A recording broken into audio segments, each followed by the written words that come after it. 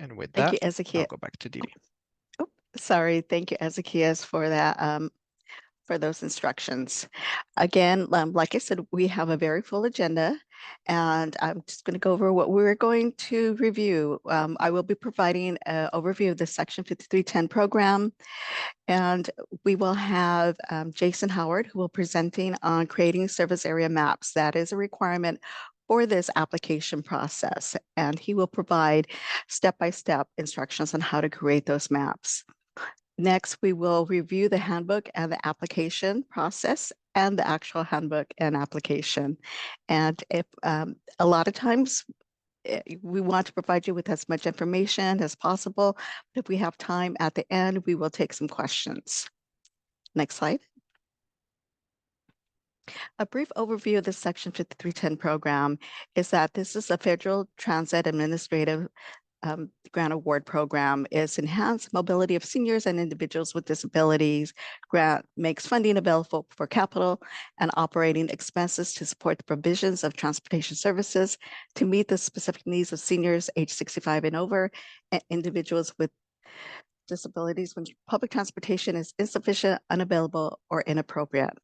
Also, please note it is not sufficient that seniors and individuals with disability are merely included or assumed to be included among the people who will benefit from this project. Next slide. Again, we call this Section 5310. It is the enhanced mobility of seniors and individuals with disabilities. This is a federal awards program. Eligible applicants are private nonprofit organizations, public agencies where no viable private nonprofit organizations are available, and tribal governments. The eligible populations are agencies serving older adults age 65 and agencies serving persons with disabilities. Next slide. This is a federal transit program. It is under the Infrastructure Investment and Jobs Act. At this time, legislation has made no structural or formulatic or programmatic changes to the Section 5310 program. We do have 5 years dedicated funding through 2026. So this is a pretty solid program.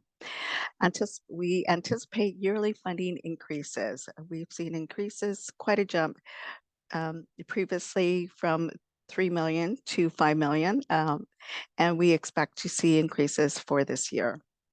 Not at that same percentage rate, but we're looking for a slight increase. We continue to follow programming requirements under the previous FACTS Act. Next slide. I'd like to provide an overview of the Regional Section 5310 program for the MAG area. Guidelines allow large urban areas with populations over 200,000 to directly administer Section 5310 funds. In 2017, 2014, the MAG region was identified as a large urbanized area. And our boundary previously was that the Phoenix Mesa urbanized area, where this funding program, this grant program that we're reviewing today, would cover all the areas that are outlined in the blue. The city of Phoenix was the designated recipient for this program, and MAG coordinated the application process and programming. The Avenel Goodyear was a smaller rural area, and all the other areas that are in the sandy color, kind of darker sand, were Arizona Department of Transportation was a designated recipient, and they coordinated the application process. Next slide. We did have a 2020 census, and during that 2020 census, the population was updated at that time. This is a draft. This is a draft map, urban area of our now new designated boundary area. after the 2020 census with the updated map, it was determined that there were two urban areas in our MAG region that exceeded the population threshold. And also they census renamed our urban areas. So the blue area is now designated as the Phoenix Mesa Scottsdale urban area. And you will see PXMS UA through our presentation and in the handbook and guidebook. Now, the Phoenix West Goodyear Avondale urban area is now designated as an urban area, and they will also be included into our grant program on November, on November 2023, the MAG Regional Council approved the request for the City of Phoenix to become the designated recipient for the PWGA. And we greatly appreciate the City of Phoenix taking that on. So for the 2024 application process for today, we'll include both the PXM, that should be Mesa Scottsdale, and the PWGA urban areas. So agencies operating 51% or more of their services in either the PXMS or the PWGA urban areas will utilize this application process. All other agencies operating 51% or more of their services outside of the boundary area will apply through ADOT. And ADOT is now in a 2-year grant program. Their next open competitive process will be in 2025, I believe. And if you are new here today, welcome. But we do request that all new applicants must meet with MAG staff. And please contact Ezequias or myself to set up a time that we can meet. And I see that we do have a question, Guillermo. Yes, I just wanted to kind of summarize my understanding of the map and the Avondale and Goodyear area. Would that mean that if we needed to provide, if we were doing an application for the entire area, covering both Avondale, Goodyear area and the rest of the area, is that just one application, or would we have to submit 2 separate applications? One for the Goodyear Avondale area and one for the rest? That would be 2 separate applications. And thank you for that. And they do receive separate apportionment. So it would be one application for the Goodyear Avondale area and another application for the Phoenix Mesa urban area. Thank you. Thank you. Okay. Any other questions regarding the new designated areas? Wendy, did you have any comments that you would like to include? Thank you, Dee Dee. If you have a service and you're trying to determine, and it's sort of part of the service might be in the West Phoenix area and part of it might be in the more traditional area, if you need some assistance in making that determination on where you should apply, you can reach out and we can work with you on that if it's not as cut and dried. Secondly, although it went through the MAG process and it's been approved from the local and regional levels, we are still waiting for the governor to approve Phoenix as the designated recipient for that area.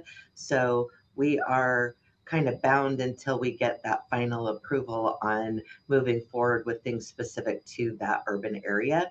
We don't see any problems, but you never know. It's not quite final. Just want to mention it. Thank you, Wendy. And Ezequias, can we go back to the updated boundary map? So for this process, I'm so sorry, I have a question. So if we were, because our program is expanding yearly, it's just kind of growing with where the need is for clients. If we were trying to move into Avondale, Goodyear, and Buckeye, I don't see it highlighted on the map. If we were going into those areas for our volunteer program for them driving, I would have to go through ADOT for those funds, right? For the Buckeye area, yes. So for this application process, and Ezequias, thank you for going back to the mapping. So the blue area and the darker shade of burnt orange, that would go through our process. And Okay. then those two would be separate applications. So the Phoenix West, Goodyear, Avondale area would be one application in itself for those services that you're providing to those customers. So 51% of those services in that area will apply for the Phoenix West, Goodyear, Avondale area. If 51 of the services that you provide are in the blue area, you would apply still through us, but you apply under the Phoenix, Mesa, Scottsdale area. The Buckeye, anything outside of those two areas in the colored areas would go, you would apply to ADOT. So the rest of the state applies through ADOT. Awesome. Thank you. Okay, thank you. All right, any other questions? Okay, so next slide. I would like to just review funding, which is very important. The Section 5310 funding is a formula of federal funding for capital and operating projects. Fundings are apportionments have not yet been announced. We hope to have an announcement sometime in March. We have moved forward under this of not having our apportionments announced before. So this is not something that is different. We've moved forward before. We estimate funding apportionments for the Phoenix, Mesa, Scottsdale area at 5.6 as the slight increase from last year. And as I noted before, the PWGA now gets their own separate apportionments, and we anticipate, or we estimate apportionments at 1.2. So that area alone will get their own funding apportionments, and that's why we're doing the separate application. So for the Phoenix, West, Goodyear, Avondale area, estimated at 1.2, for the Phoenix, Mesa, Scottsdale at 5.6. What's important to know is that no less than 55% of those funding must be used on traditional capital projects. This is still a traditional grant program with operating at its end since the dissolve of the 5317, which used to be New Freedom. So this is still a traditional capital project, which means that capital projects are vehicles, they are mobility management projects, they are preventive maintenance, those type hardware, software. The remaining funds, less than 10% administration fee, are for other capital projects. For our regional threshold here in the MAG region, we are at 60% for traditional capital, just to ensure that we meet the federal requirement of 55% of our funding. Other capital and operating expenses for public transportation services and alternatives beyond those required by ADA, designed to assist individuals with disabilities and seniors. And those are usually the requests from Valley Metro, where they have alternative transportation programs, the volunteer programs. Okay. Thank you. Next slide. So if you have not visited our MAG webpage, I would recommend it now. We will have this recording posted on the webpage under past meetings, materials, but you will find all of the information that we will be going over on the MAG website. And again, the presentation will be available on the MAG website, and the links will be available there. So you can just click on the link and it will take you right to there. But I recommend that you look at the MAG website. We have the handbook and guidelines, the application. We have other that we will move forward, that we will describe later on the signature pages that are required. We have those separately. We do have the boundary maps, and we have a frequently asked questions, and we have the coordination, human services coordination transportation plan. Okay, next slide. Now, this process goes through the MAG approval process.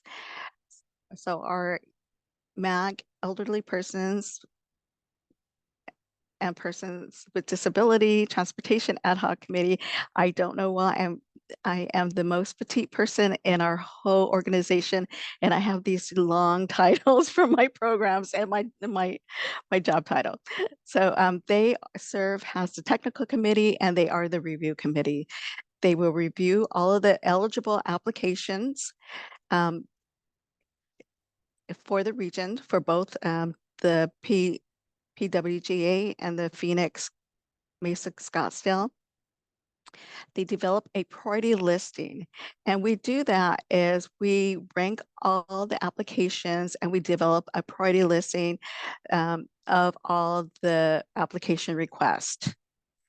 That priority listing will go before our MAG Human Services Committee for recommendation of approval. Once that moves forward, it will go through our MAG Management Committee. And this is made up of all the town managers and the representatives who will recommend approval, hopefully, of the priority listing. That priority listing will next go through the MAG Regional Council, and that is made up of all the mayors and their representatives of all 27 cities and towns, 3 Native communities, to recommend approval that the priority listing. Now, the priority listing, then once it is approved, it goes to the city of Phoenix, and Wendy Miller and her staff develop the coordinated application. And they will utilize our priority listing to develop that application to then move forward to FTA for recommendation of approval. Wendy, do you have any comments that you'd like to add to that? Okay, so definitely. And developing the priority listing supports us and it supports Phoenix. So when we do get our federal apportionments, we can start drawing down and expending the funding based on that priority listing. Okay, that concludes my overall overview of the Section 5310 program. I would now, next slide, I would now like to hand this over to Jason Howard, who is a GIS program manager, who will go over how to create maps with the MAG interactive mapping tool that we have. And again, providing your service area maps and ensuring, and this is where we ensure that 51% of your services are within our boundary, whether it be in the PXMS area or the PWGA area. So Jason, I'd like to hand that over to you. Thank you. Thanks, Dee Dee. Okay, I'm going to share my screen. Okay, hopefully everyone can see map. This is our 5310 submission tool. It will be very similar to the last year's version if you worked on this before. We have updated it with the new urbanized areas from the census. As you can see here, the blue is the Phoenix Mesa Scottsdale urbanized area, and then the Phoenix West Goodyear Avondale is in the tan.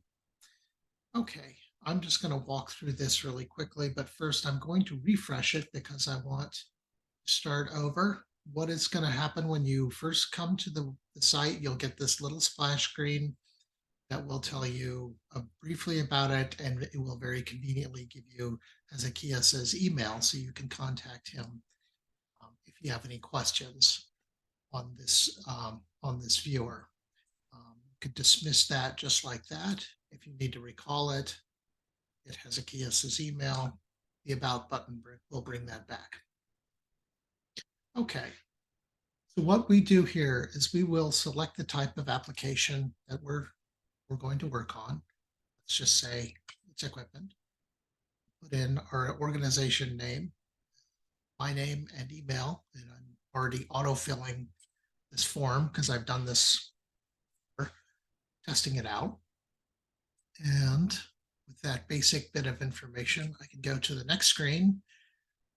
Here you will have 3 options to draw your service area. Actually 4. The 4th one is if you want to use the Maricopa County boundary as your service area. And I know a few organizations do. So that's an option to select this fourth bit. But I'm going to show you the region of interest tool because that is the most versatile as far as drawing a custom service area. So let's say that I have a service area that covers just a portion of the Northwest Valley, and I want to capture that on the map. So I'm going to select my region of interest tool. It's going to give me a little prompt here to say, click anywhere on the map to start drawing your application area. So I will start at 35th Avenue and I'll roughly follow the freeway around just like that. And then maybe I'll follow Grand Avenue and come back down to 35th again. And just double click to finish. And that will create my service area. Okay, I will have the option to undo that if I decide that that doesn't look that I could do better. Or if I have I guess a more disjointed service area, if I had separate parts in different parts of the valley, you could add a different section. And maybe I'll just do that really quickly to demonstrate that. So we'll just use the area of interest, and that will just let you draw a box, basically. Something simple. And I just clicked once and it threw it in there. Okay, I'm going to hit next, and it's going to give you a prompt. Are you sure you want to do that? This is your last chance to look it over and say, yes, this is good. Or maybe I want to go back and do the last graphic and say, okay, now I'm sure. And I'll hit submit. That will be added to our database right away. And you will also get a little summary of the demographics. And this is based on American Community Survey demographics. It just gives you the racial breakdown, this roughly of this selected area. It's not 100% perfect because there's some spillover. It includes areas that might be outside of your service area, but for the most part, this is going to be the demographics that are captured within the service area as it's drawn. At this point, you will want to hit the export to PDF because you will need to include a paper copy of this map in your application. And I just did that. That's my PDF. Gives me my little breakdown at the bottom. Jason, Yes. I have a question. Is there a way to highlight the entire blue area and the entire Avondale Goodyear area automatically? Or do we have to literally go and do that? Yeah, there's not. That's a good point. If you are restricting your submission to only the urbanized area, then yeah, at this point it would be kind of a manual draw it in. Dear. The other thought is you could just kind of rough it in and just kind of round off the edges and trace the outline and assume there's going to be a little bit of spillover with your I guess your percentage that's inside the urbanized areas. Okay. But that's something we can look at doing for the next iteration. Do keep in mind though that these urbanized areas as they're drawn by the census they don't really necessarily follow any geographical reality. They're a combination of block group boundaries plus areas that are expected to develop over the next 10 years. So as a good example of that, we have, I'll switch over to imagery so you can see this. This is a section of land that's included in the urbanized area, but we know it's going to develop probably in the next 10 years. And this is the CAP. Gotcha. Basically, I think this is not Mesa. This is like Queen Creek area. So it's the urbanized area is kind of, I guess it's the best way to think of it. It's really a legal fiction. Whereas something like Maricopa County is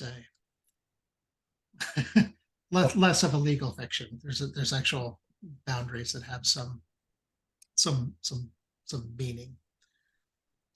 Okay, so I'm going to refresh this real quick just to show you one other thing, and that is, let's do this, and that is the buffer tool. So if some people may just say, okay, my facility I'm centered on roughly Peoria.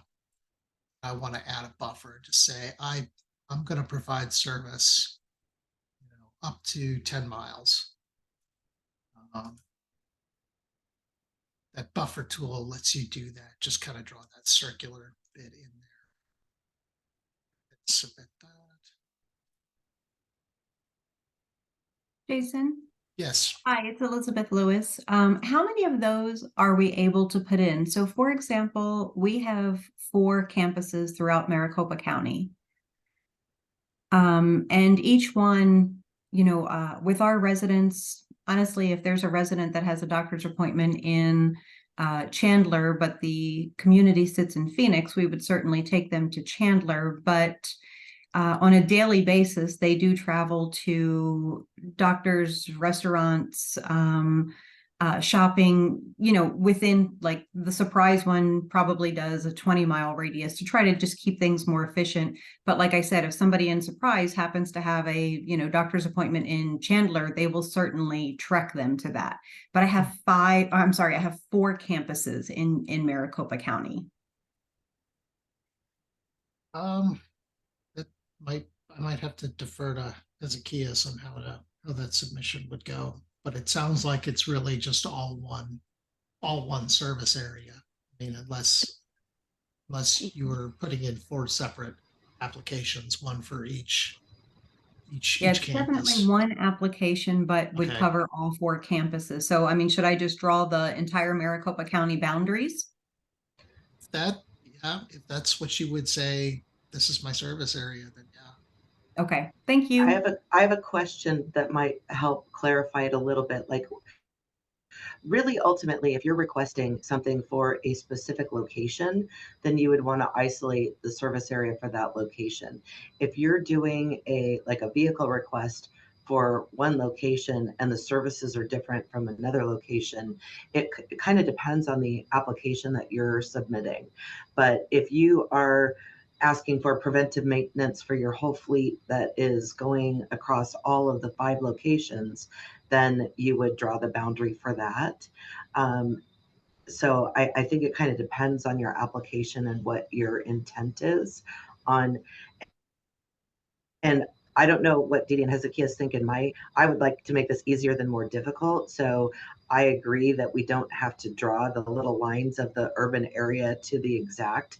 If you did a square that covered the majority of the area that showed, hey, it's the large area, exactly. We will accept that completely. Make it super easy on yourself. There is nothing that tells us that we have to do it exact. But is there a way to, within that diagram, and to add the 5 locations of where your places are at? I think Jason's showing us the points of interest. That would be my recommendation anyway. Thank you. Yeah, if we're drawing different service areas, we'd say, I mean, if they were going to be this explicit, and we are kind of limited to for this, it's kind of a 10-mile bound buffer, which we can look at increasing that if need be. But if you have multiple campuses that are just kind of, and the service areas are defined by circle, you can add multiple graphics just like that.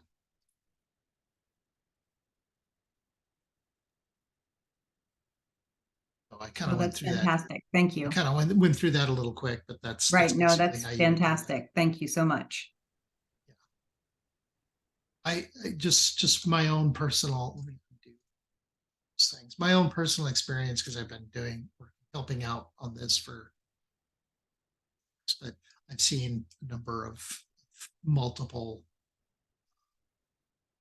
it's multi-nodal service areas where there's like a little bit of, or a lot of gap in between two service areas. And one thing That's I why would we add, included this.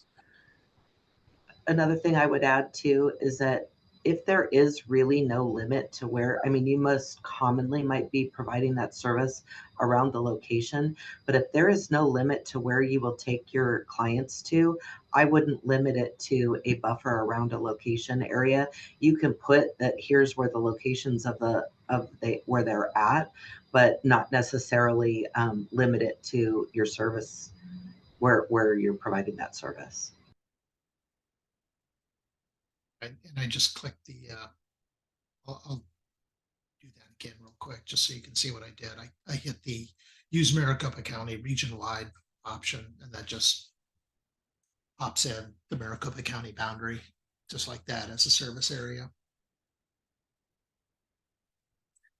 If you have, I don't know, if you have problems, if you have what you feel is just a super complicated service area, don't hesitate to reach out and we can work with you on that. We've helped out in the past on some of these. I think for the most part, people tend to have fairly straightforward service areas that are well defined, and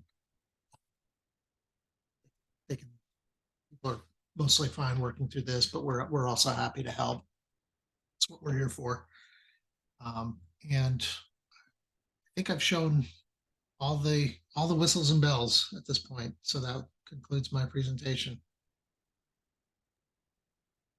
Thank you, Jason. And I just would like to thank Jason and the GIS department and all of those that worked on this map.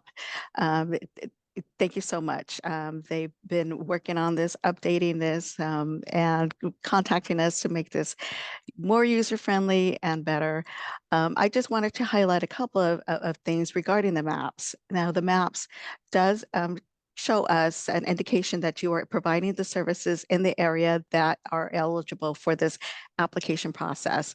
And with the demographic information, a lot of this information is information that Wendy and her staff need to pull in order to submit to FTA. So thank you, Jason, for including the demographic numbers for that. These maps are a requirement. It looks a little complicated, but once you get into it, it is very easy to use. And again, this is the smooth boundary map. We haven't received final approval from FHWA regarding the map. And I appreciate everybody want to be trying to do their due diligence to ensure that you have the correct information. But definitely we want to get a general idea, and most importantly, we want to know demographic information of your service area and if it is in the service area that you're applying for. Remember, there are two areas in our MAG region. It is the Phoenix West, Goodyear, Avondale, I'm getting used to that, and the Phoenix Mesa Scottsdale area. So just keep that in mind when you're utilizing your maps.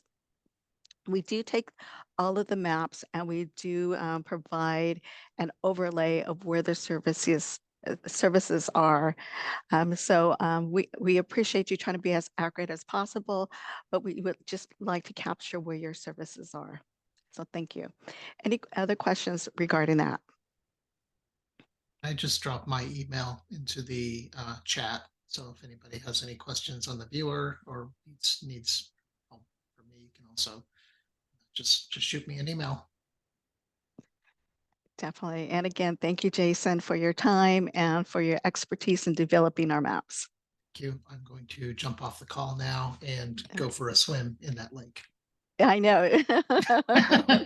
And I'm going to go walk down downtown Phoenix. Thank you. Okay. Now we are going to get into what I believe everybody is here for. We will now do an overview of the handbook. an application for our urban area.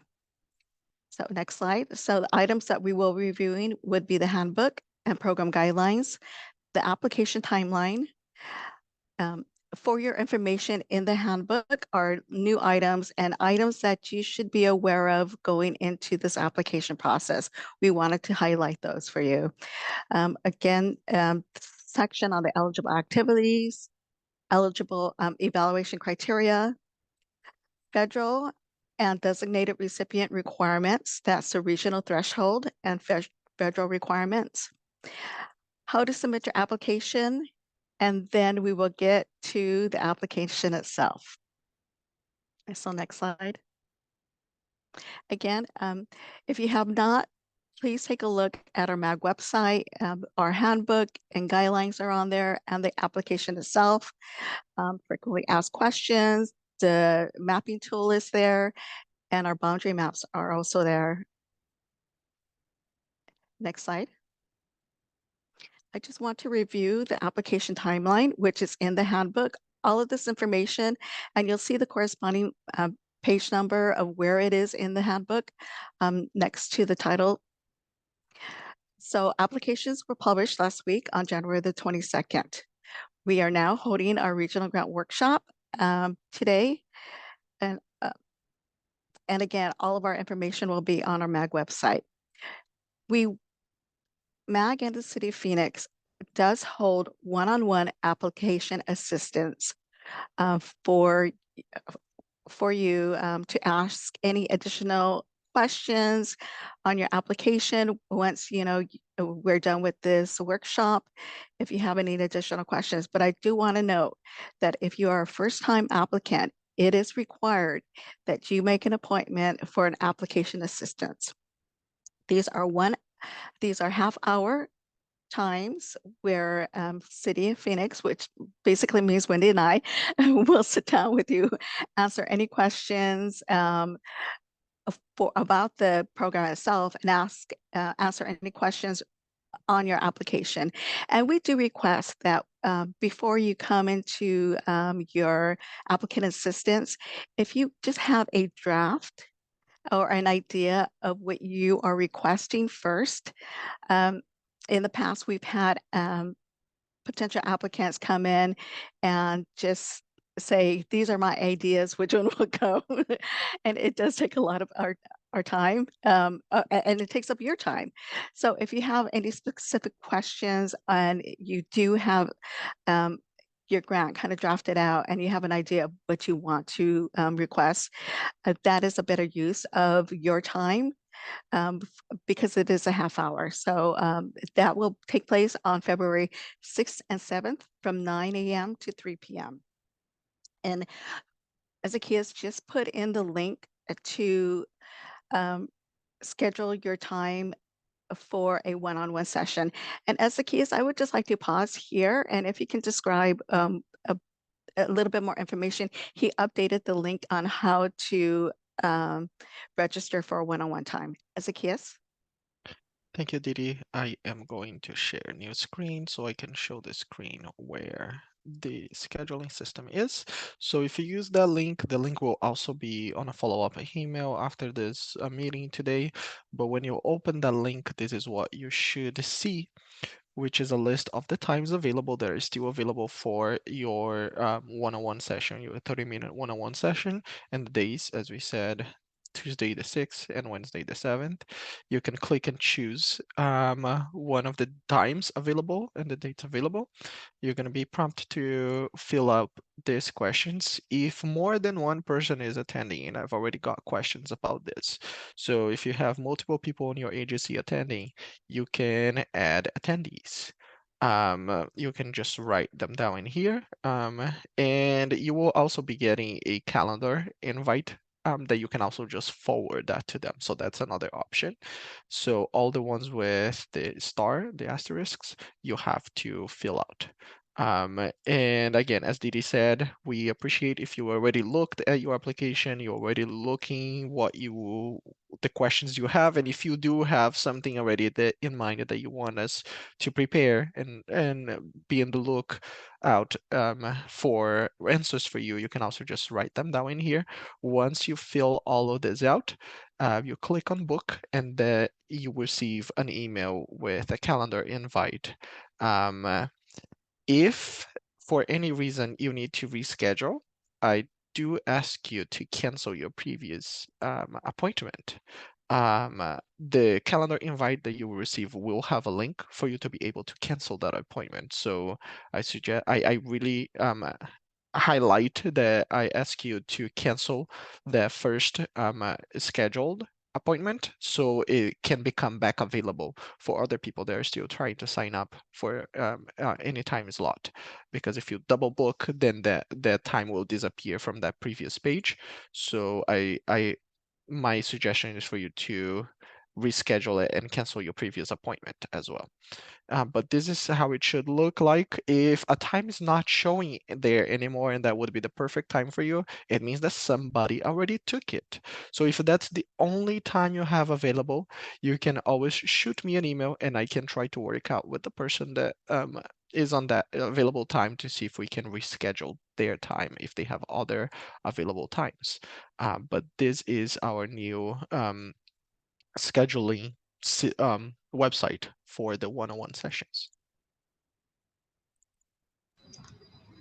Thank you, Hezekiah. And I will also ask, please kindly to respect our time. And if you cannot make it, please cancel or let us know as soon as you know that you're even day of, if something comes up and you're not able to make it, it would be very, very kind if you let us know.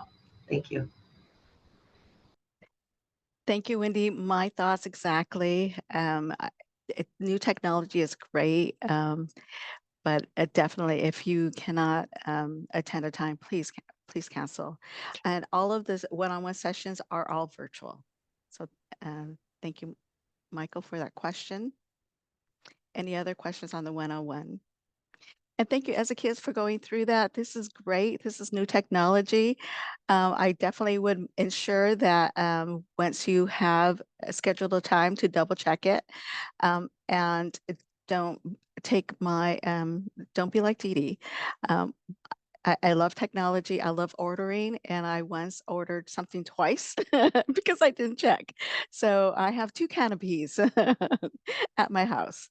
So thank you, Ezekiel, for always updating not our technology and our knowledge on how to do things easier. Okay, I will move on.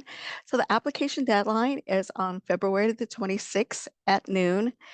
Please note that late or incomplete applications will not be accepted. This is an open competitive process. And even though we are having a slight increase in our apportionments for our region, it is still a competitive process. So we will not accept any late or incomplete applications. Applications are to be submitted electronically by email to myself, Didi Castilla. Please copy Ezekiel on it, and in your subject line, include your name, the application year, and whether you're applying for the Phoenix Mesa Scottsdale urban area or the Phoenix West Goodyear Avondale area. Okay, next slide. Other dates to keep in mind. Public notice of application submitted will be on February the 27th. This allows for public comment on those applications that will be submitted, and that will be posted on the MAG website. At that time that the applications are submitted, MAG and the City of Phoenix will conduct an internal review of all the applications, ensuring they meet federal eligibility, regional criteria threshold. At this time, we will look through your applications, and if we have any questions, we will contact you, and to ensure that once the committee receives the applications, it is complete. all of the documents are there, everything is signed, and they have the most complete applications that would go forward to the MAG EPDT Ad Hoc Committee. Again, this will be Wendy, Ezekias, Wendy's staff, myself will do an internal 2-week review, a 2-week internal review of the applications. And at that time, we may be contacting you for additional information if necessary. And when I say we, I really mean Ezekias. So be on the lookout for any emails coming from Ezekias. As Ezekias, I see in the chat that the schedule is not working. So you should get that working. Yes, I'm working. It might be the link. I'm gonna work on that, and I will post the link here again on the chat. It's Thank the you, link. I Ezekias. mean, it's just turning. It's just got a little screen that's just got a little, like a sun that's just turning and turning and turning. Oh, so it's just working on it. So Okay. yeah, but I've been working on it for at least 5 minutes. Okay, thank you. Okay, after the 2-week internal review by Phoenix and the city, by Phoenix and MAG, that all the applications are complete, we will then forward those to the MAG EPT Ad Hoc Committee. They receive all eligible applications for both of our regions for review. And at that time, we will review the evaluation process and the timeline, and the committee will then have all of the applications so they can start the review process. If there are any questions from the committee on the applications, and it's only on the applications, we do allow for some follow-up questions. So the applicants will receive any of the committee's questions by April the 8th. Applicants will need to respond to those follow-up questions by April the 12th by noon. And again, this is a quick turnaround, but the committee will only be asked questions on your application. So these should be questions that you should know. And that's why it's a really kind of fast turnaround. The committee will possibly take those responses into consideration when they provide their preliminary scores. Guillermo, you have a question? Yes, who would you be sending the questions to? And that's a good question. They will be on the contact list that are on your application. But would it be the grant administrator? Would it be the transportation person? Like who? On the applications, there's a list of contact people. Mhm. And actually, Ezekias pretty much knows who should be on on that question. I mean, who should be the contact person. So he will follow up. Wendy? I would think that he probably would send them to all if he wasn't sure. And if you request that they all go to everyone on the list, then you guys can manage that internally on who would respond. Okay, perfect. Thank you. Okay, thank you, Wendy. Okay. We would, oh, I lost my train of thought. Okay, applicant interviews with the EPD committee on April 23rd and April 24th. These are 15-minute slots of you coming in, and this is all virtually, of we having an interview with the applicants. It's virtually through Zoom, and MAC staff will contact the applicants to schedule. Traditionally, normally we have traditional and mobility management application request on the first day of the interviews. That would be April 23rd, and then other traditional and operating request on the second day. On the second day, the committee will then meet and develop the priority listing. And this is your opportunity We know you're nonprofit agencies. Some of you don't even are the grant writer who are staff. Some may have a grant writer, but this is your opportunity to very briefly, succinctly let the committee know what your request is and the need. I think this is a great opportunity for you to get in front of the committee, understand that they will probably be reviewing over 26 agency applications. And we all know you are doing such great work for the community, and you're providing a great service to the consumers who just need that additional support. And this is your opportunity to tell your story very shortly, and let the review committee know your request and your need. If there's time available, the committee may ask some additional questions at that time. I think this is such a great opportunity to get in front of the committee and understand they may be reviewing applications from more than 26 agencies, but they may be reviewing over 60 plus applications. So this is your opportunity to let them know what your request is. Are there any questions on that? Okay. Now let's get into the meat of things. Okay, on page 6 and 7 in the handbook is program overview. This provides information regarding the Section 5310 program, some which I just reviewed earlier. The program goal to improve mobility by providing financial assistance for transportation services. Again, plan designs and carried out to meet the special transportation needs of older adults and persons with disabilities. And the objective is to reflect the purpose of the Section 5310 programs with strategies outlined in the MAG Human Services Coordination Transportation Plan and the City of Phoenix Program Management Plan. Again, both of those plans are on our MAG website. Next slide. In your handbook on page 8 are for your information updates. And I would now like to hand this over to Wendy to review some of our 2024 updates in the handbook. Thank you, Wendy. Thank you, Dee Dee. So warranty tracking is required of all subrecipients.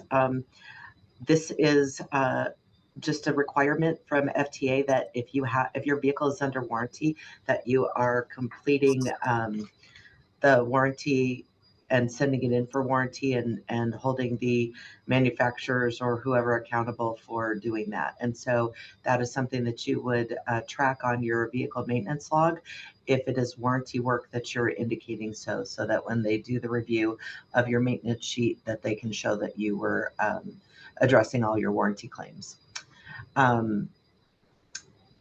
Most people, I think, now have applied before know that your unique entity identifier has changed from the DUNS to the unique entity ID generated by SAM.gov. This is a requirement where SAM.gov is the system for award management that is managed by the federal government that shows that you are eligible to do business with the federal government, that you're not debarred or suspended. So you new applicants or new awardees need to make sure that you're registered on SAM.gov. And when you do so, they will issue you a unique entity ID. My other request in relationship to that is when you do sign up, that you please allow for public viewing of your non-sensitive information, agency information, so that we as an entity can just go in and review your SAM.gov file to ensure that it is updated, because otherwise when we're looking, we're hounding you for that information. If we could just go and pull it down ourselves, you don't need to worry about it. So please make your non-sensitive information viewable by the public. Timely expenditure of funds. Part of our review will make sure if in our last Federal Transit Administration review, they recommended to the city of Phoenix that we are not continuing to stack funding on funding where you have unexpended funds of the same type. So let's say you have 2 years of preventive maintenance funding already, and you've had a little bit of trouble spending it down. The city of Phoenix will not continue to re-award additional funds. It's one thing if you're a partial year and it's just not quite spent down, we can still award it. But if you have more than a year worth of funding on the books and have not shown that you've had regular reimbursements, we will consider that and not potentially award you funding for the same type of project. And then let's see, Phoenix will provide the outcome of the review to the ad hoc committee when we do our reviews after the evaluation. We provide our findings. If we do find something is ineligible or someone has excess funding, we let MAG and the committee know that it's our recommendation that it not move forward for those reasons that we are in charge of. Next slide, please. Agencies returning an awarded vehicle back into the program will have a 2-year waiting period to apply for vehicles. This is assuring that when agencies have accepted a vehicle and spent federal dollars, that they are being good stewards of that funding. And if you decide, oh, well, we ordered these, but we no longer are using them and we're going to turn it back, that the next year you can't turn around and ask for new ones. So that you need to make sure that you are really managing those vehicles as good stewards. So there's a 2-year waiting period. Applicants must score 70 or above during the evaluation process. That ensures that you write a good application, that you are showing that you're meeting all the scoring. FTA requests data collection on Title VI populations served by applicants. This is an FTA requirement, and we just had that presentation where Jason included some of those overlay percentages for you to utilize from the American Community Survey from the census. So we try to make it easy for you. We also want to know your demographic information that's included in the application. And the MAG ad hoc committee also has to take into consideration that you are serving a diverse Title VI population during the evaluation process. They do get those maps, so they can review those.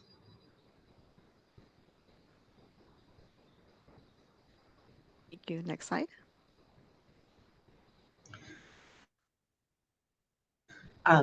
Just a reminder, subrecipients must provide notices to us when vehicles are taken out of service for longer than 72 hours. And this isn't for minor repairs. We want to know if there's a significant issue with your vehicle and that you're notifying us when they're out of service. And then we need to know when the vehicles are returned to service for that reason, because vehicles out of service longer than 30 days are required to have a safety inspection documented on an inspection form and turned in before you return that vehicle to service. And all applicants applying for Section 53 funding in either of the urban areas are required to attend applicant interviews, with additional information on page 20. Program measures are required. Every year we do an annual milestone progress report for the 5310 recipients. We've obtained both qualitative and quantitative information on the gaps in service, measurements of the number of people served either by ridership or if you are a mobility manager and the number of people that you're serving. We want to know how is the funding that you've received through this program impacted your ability to provide services and reducing the gaps in service. So we do ask for some significant information on an annual basis. Next slide, please. Updating to agency safety plans. A really long time ago, they said, okay, each agency is going to have a safety plan. But 5310 recipients are kind of grandfathered in under our regular safety plan. So you as agencies do not have to have individual individual safety plans. So this doesn't really apply to you. If something were to change in that regard, we would let you know. But for now, our safety plan, you're covered under the City of Phoenix. Next slide.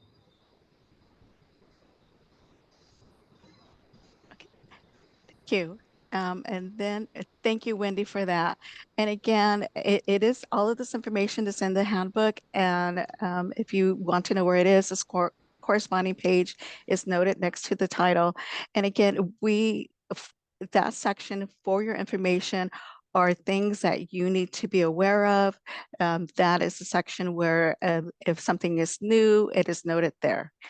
And then if you have any questions, definitely contact myself or the Section 5310 email address at the City of Phoenix. Dee Dee, just a question.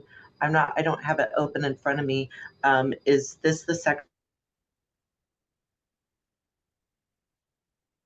where we talk about the new requirements for drug-free in there for those items? No, that would be, that's coming later on. Okay, no worries. Okay. All Just right. checking. Thank you. Thank you. Okay. And just so you're aware, your microphone's cutting out a little bit. So Thank okay. you. I get the notice that I have low bandwidth, so maybe I'll take off Okay. my video when I'm speaking. Okay. And I've had to do that too. So thank you, Wendy, for that. Again, Wendy is a designated recipient representative, and they updated the handbook, providing us everything that we need to include into our application process. Thank you, Ezekias, for putting that Section 5310 email link into the chat if you have any questions regarding any of the new items on the for your information. Now getting down to on page 14, we provide information on traditional eligibility of the capital projects. And I just want to let you know, this is taken right out of the circular. So if you have any questions, additional questions that's not in here, let myself or Wendy know. We can go through it, but this is taken directly right out of the circular. So again, for traditional capital projects, eligible applicants are private nonprofit organizations. And this is the majority of where our requests are coming from, or government authorities where no private nonprofit organizations are available or designated by the state to coordinate services for older adults and individuals with disabilities. Eligible projects under capital are vehicles, communication equipment, wrap securement devices for 5310 funded vehicles, preventive maintenance, and mobility management, sub-regional mobility manager's position, and mobility management projects. Next slide. So in the other category of other capital and operating eligible activities located on page 16, eligible organizations are private nonprofit organizations, state or local government authorities. And again, these would be those volunteer programs mostly. And this is where Valley Metro would be applying. Eligible projects are public transportation projects that are planned, designed, and carried out to meet the needs of the targeted population. Projects, the capital and operating that exceed the requirements of the American with Disability Act. And projects, capital and operating that improve accessibility to transit. And alternative public transportation projects, capital and operating that assist seniors and individuals with disability with transportation. And again, the alternatives are mostly for those nonprofit organizations, such as the volunteer programs. Next slide.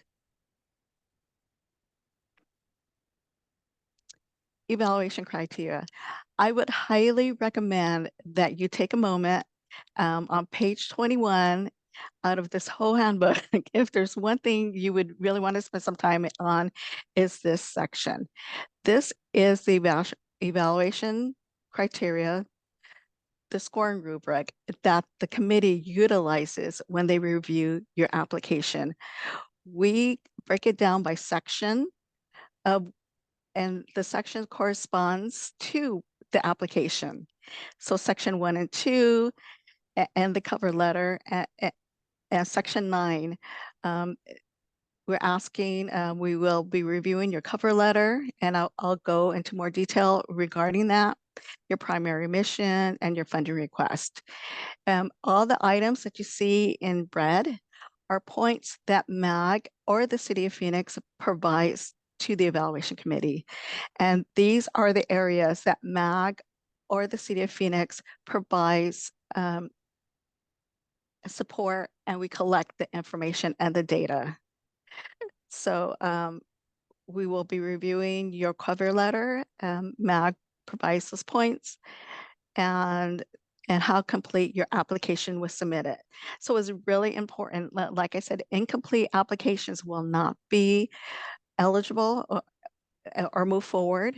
So we will be looking at how complete your application is, and we do provide points. This is a pretty heavily competitive application process, and I just want to mention that sometimes it's a point and even half a point that kind of determines a ranking of an applicant on your application. The next section, we ask about your agency experience and capabilities.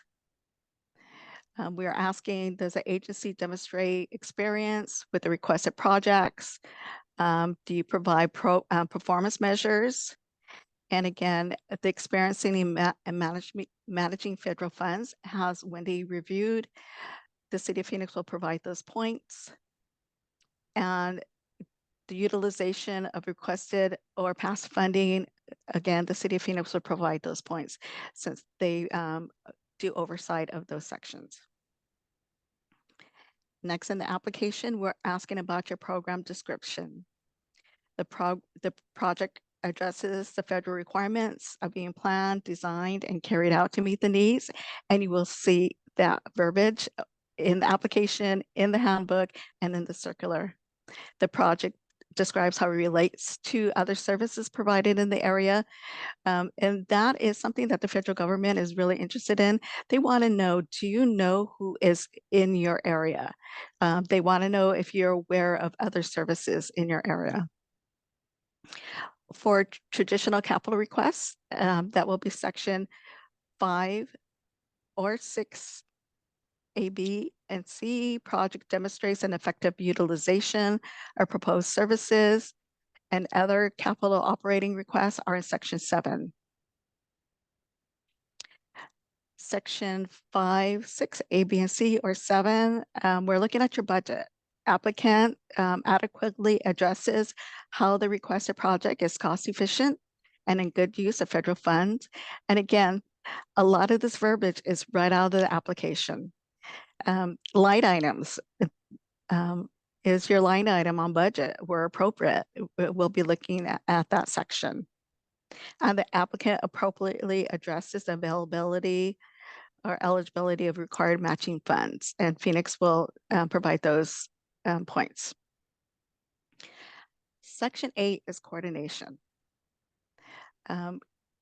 As we noted in our overview before regarding, it is a federal requirement for us receiving these federal funds apportionments that we ensure that all of our applicants, past and present, that they participate in coordination efforts.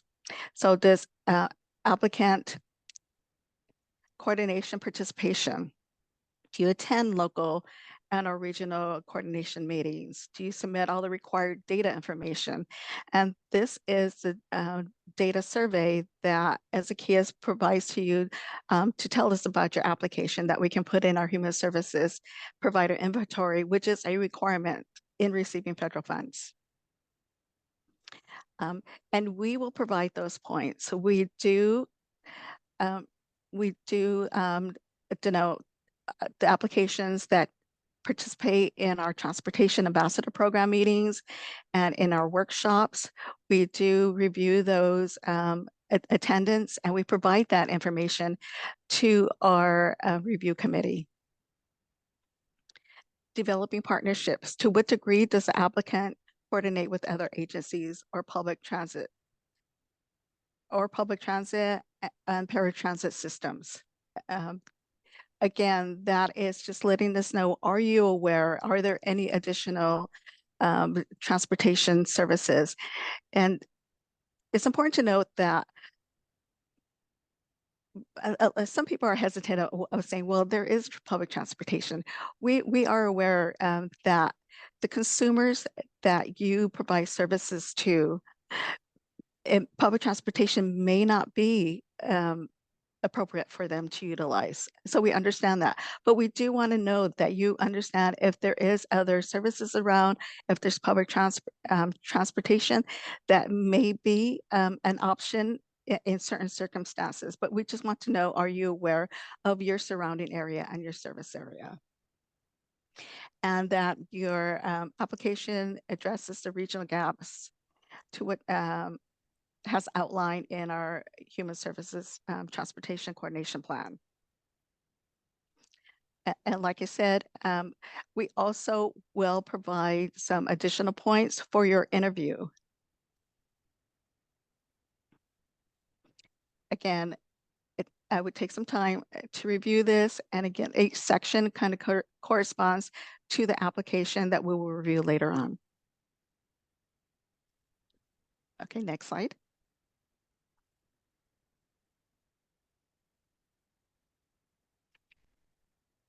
Okay. So you looked at everything. You're going to submit an application. You looked at the rubric, and now we want you to be aware of some of entering into agreement with the City of Phoenix. And while this is a regional application process, and we are Phoenix and MAC staff are here to support you, it's important to remember that the grant itself is a federal grant program, and there are federal compliancy and requirements that the City of Phoenix and MAG have to adhere to. So applicants will be required to enter into a grant pass-through agreement with the City of Phoenix. And Wendy, did you want to review this, or would you like to?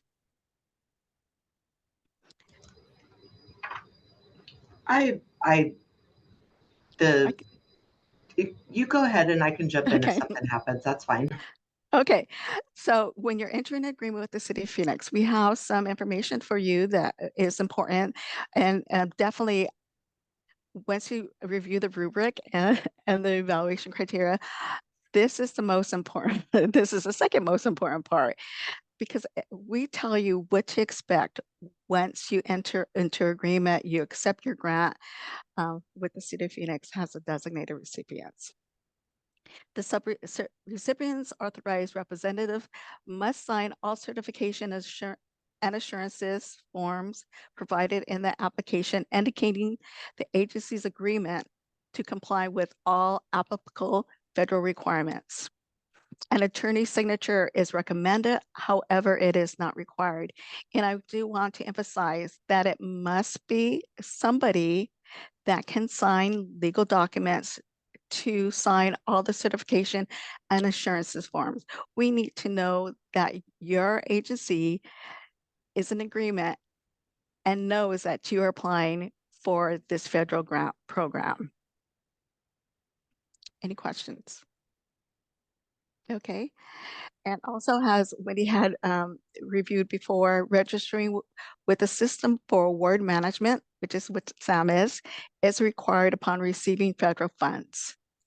So you need to ensure that you are required in SAMs before you receive federal funds. And it is highly recommended, as Wendy had noted, for agencies to select to authorize your entity's non-sensitive information to be displayed in SAM public research results. This is really important, especially if you do enter an agreement with the City of Phoenix and they do their compliancy review. This is one of the things that they will review. And if they cannot get into it, they will have to contact you, and they will need to ensure a double check that you are registered in the first place, and then to get that information. So if you already choose that they're able to see this, kind of, helps you in not receiving that email from the City of Phoenix that we need to ensure that you are registered. Any questions?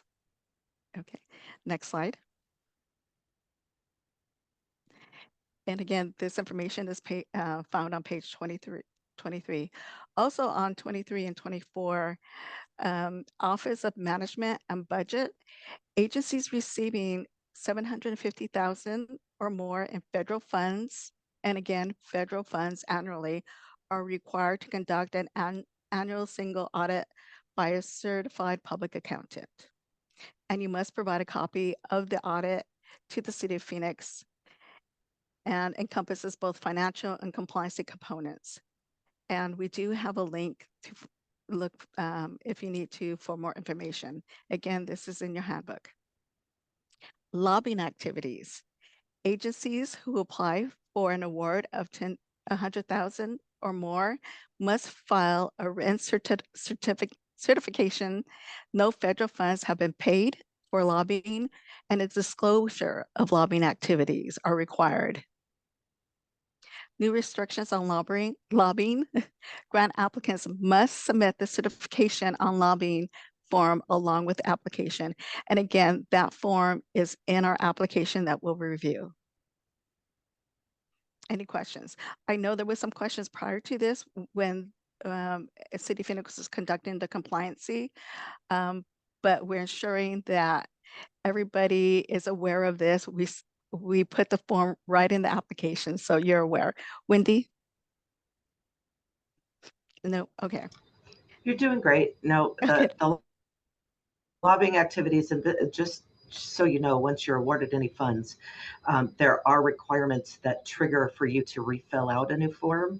And it is if you have major changes to your, basically your managers or your executive director, if those folks change, if you do have a lobbying entity that you pay a lobbyist, if that organization changes, there's triggers that you need to pay attention to that would require you to update that on an annual basis. Thank you, Wendy. Next slide. Now, again, this is a federal grant program that has local matching funds. Recipients are required to provide matching funds for Section 5310 funds.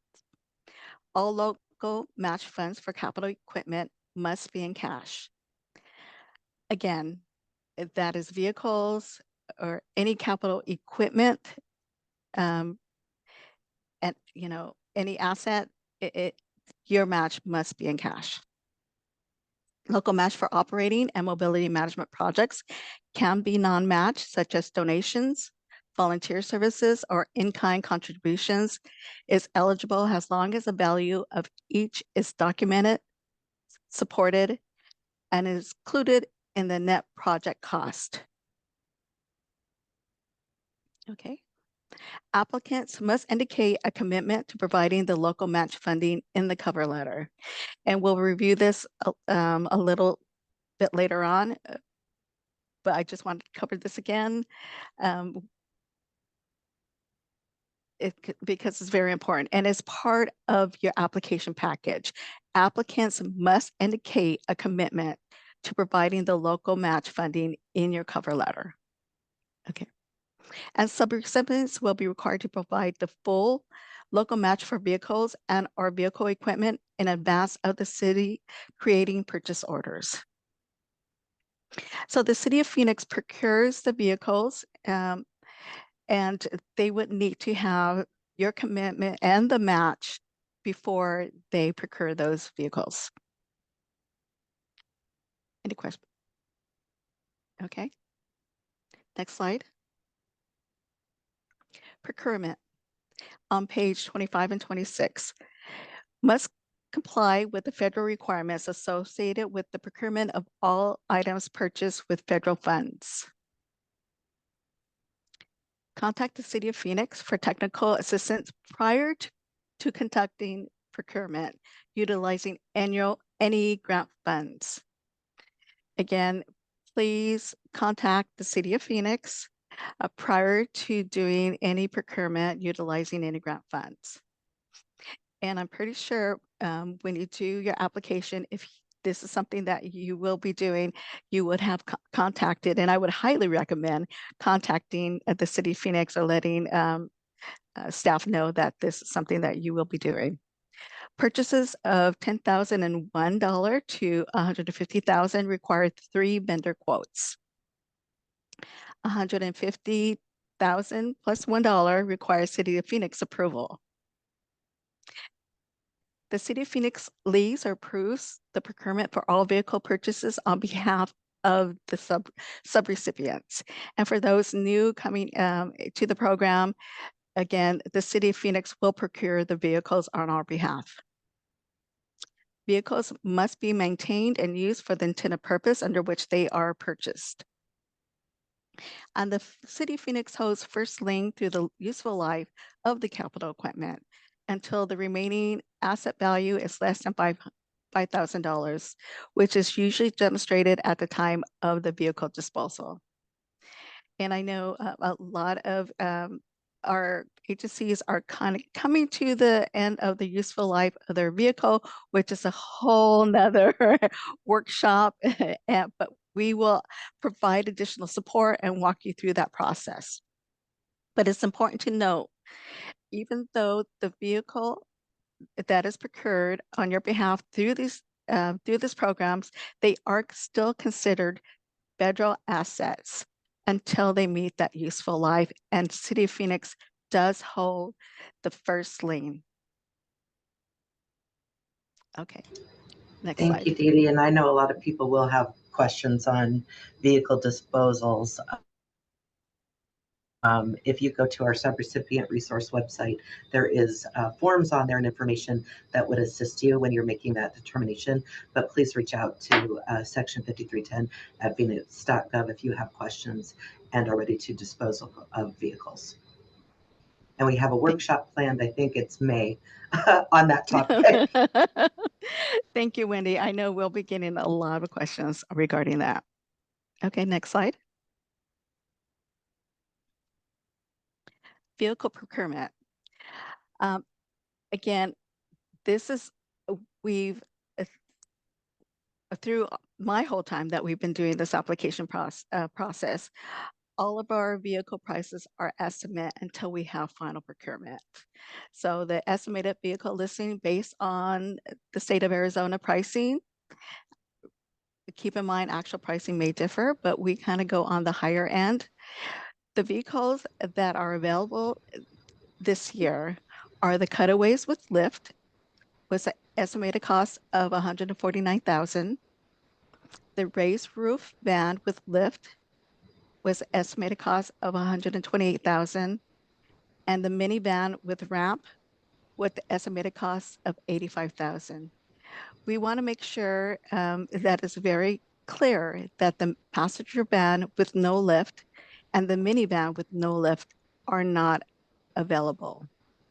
And prior, we said in the last application, not currently available at this time. For this year, we are saying not available. And Wendy, would you like to add some additional information on that? I sure would, and let me know if I start to crackle and I'll shut off my video. But ultimately, we do use State of Arizona cooperative procurements. They have established the pricing on these vehicles with the vendors, and I see low network bandwidth. I'm going to turn off my video just to make sure that you can hear me. So the price that we set is based on the most commonly commonly purchased vehicles for 5310, with a little bit of room in there for potential price increases, and to give you a few options to add to your vehicle. So that's where the pricing comes from.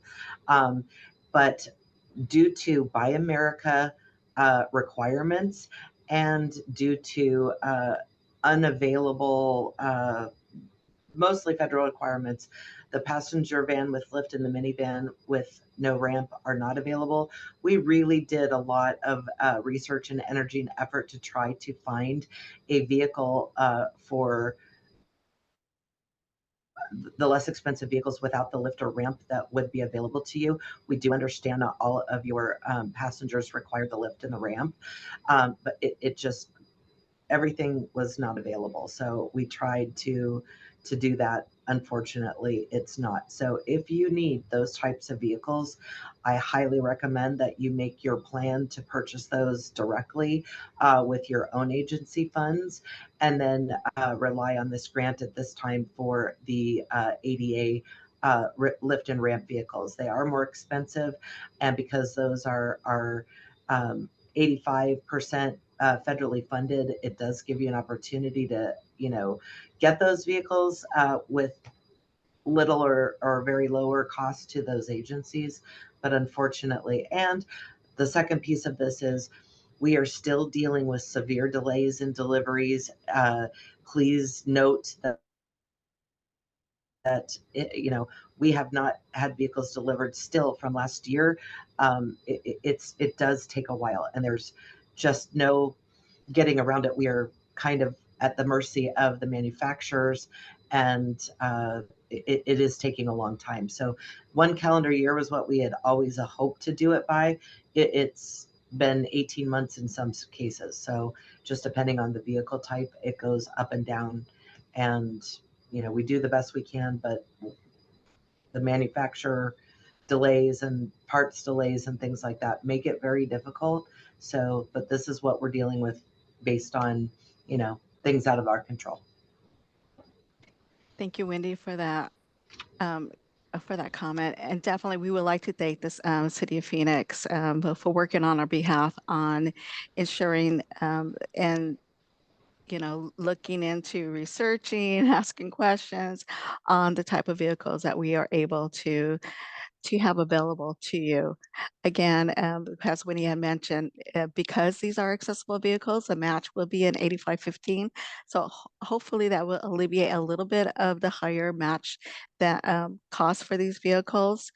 Again, this is not just a regional issue or a state issue, it's a national issue regarding the availability of these vehicles for this program. If you are an agency that is also applying through the ADOT process, which will, I believe, take place next year, these will most likely be the vehicles that will only be available also. Dee Dee, I'm going to throw in one other comment here that just occurred to me that I think now is a good time. If your agency has vehicles that have met their useful life in either mileage or years in service, but you still think that they have some life left in them, please reach out to us, because we do have a process in which you can potentially transfer vehicles to other agencies. If they've met their useful life, there is a grantee to grantee transfer. And because these new vehicles have raised their prices have raised incredibly, as you can see the sticker shock on some of the prices for these individual vehicles, even at a 15% match, some of these are a chunk of change. So if you do have vehicles that you're ready to maybe retire and you're ready to get new ones, but there might be somebody that could use the vehicles that you have, or you have vehicles that you're not utilizing as strongly, and you're due to COVID and your ridership hasn't increased, and there's some vehicles that you have that are not in service as much as they should be, then reach out and let's work out and see if someone else could maybe utilize them within the program. So if you have that situation, reach out, and maybe that would save you from having to buy a new vehicle if someone else had one available that could be used. Thank you, Wendy. Definitely, we want to ensure that all of our federal assets that we receive are being utilized to their fullest as expected from the federal government. And we do want to provide you a couple opportunities where we can maintain that. So thank you. And for those agencies, I know we have a couple of agencies online that are new to this process. When Wendy had mentioned, this is this has been about an 18-month process from the release of the application to the evaluation process, and then especially if you're requesting vehicles, to getting your vehicles. During this process, we do have the evaluation and approval process, but once we get final approval from FTA and they do actually sign our appropriation check that we can start spending down the funding, at that time, the City of Phoenix starts the procurement process. So they're eligible, they're able to start spending down those funds. So for those that are new that will be requesting vehicles, just note that it will probably be an 18-month process. Okay, thank you. And thank you, Wendy, for your comments. Next slide. And again, that information is on page 26, and on page 27 in the handbook are eligible expenses and reimbursements. The City of Phoenix Public Transit Department is a designated recipient, and they oversee the compliance of the program. Qualifying expenditures are reimbursed through the subrecipient by the FTA through the City of Phoenix when submitted with appropriate accompanying documents. And again, ensure that when you fill out your application that you do a line item budget.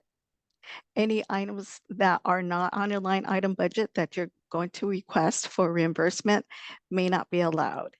So, and when you do request reimbursement, please ensure that all the appropriate accompanying documentation is also submitted.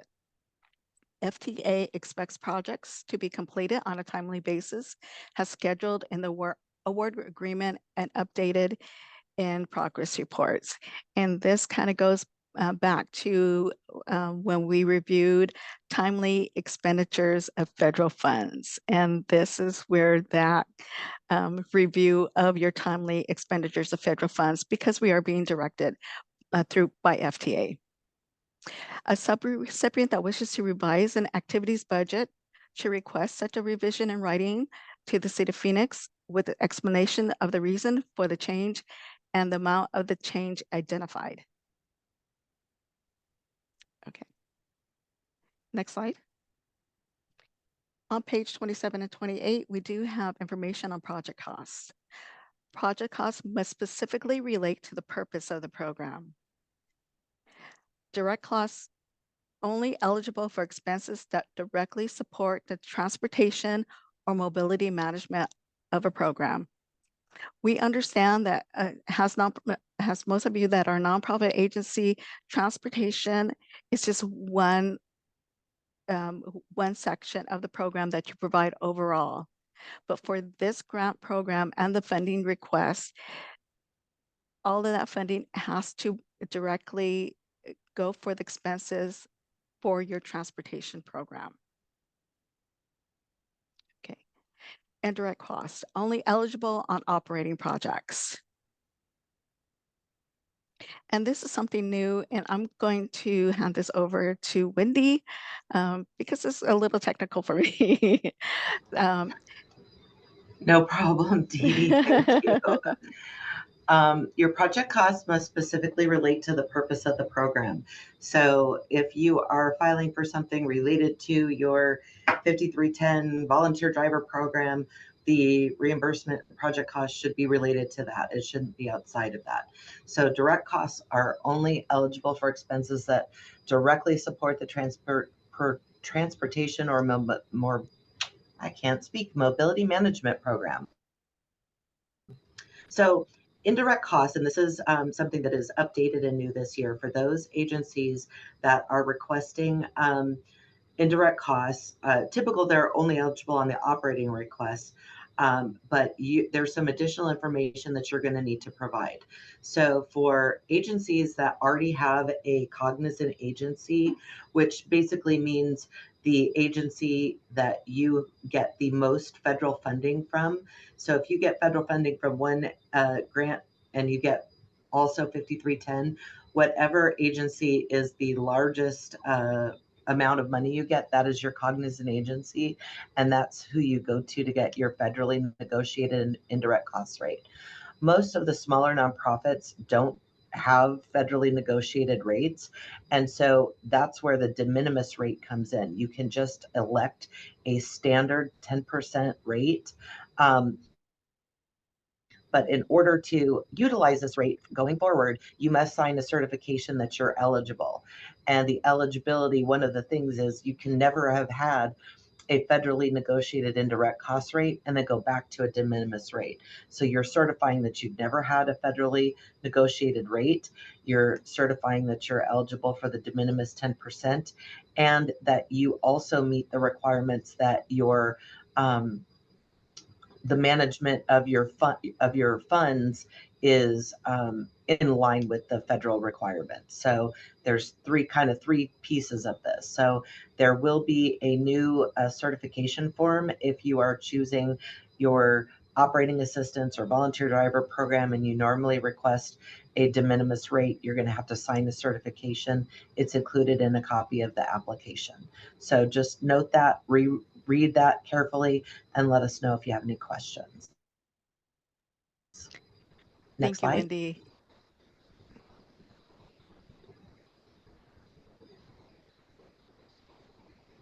Project I can costs keep going for a okay. little while, Dee Dee, if you want. I know you've been talking a lot. I appreciate it. Thank you, Wendy. Let me know if I'm cutting out though. Line item budgets. Project costs must specifically relate to the purpose of the program with the descriptions of all program costs to be reimbursed. Line items not specified in the budget will be ineligible for reimbursement. I need to stop there and reread that and repeat that so that everybody understands carefully. If you do not have something specifically written into your budget for the grant, when it's awarded and you go to get reimbursed for it, it will not be covered if it's not listed. So we try to make sure that you have the availability to put very detailed line item budgets into your request. So obviously if you're requesting a vehicle, that's a one price deal or a piece of equipment.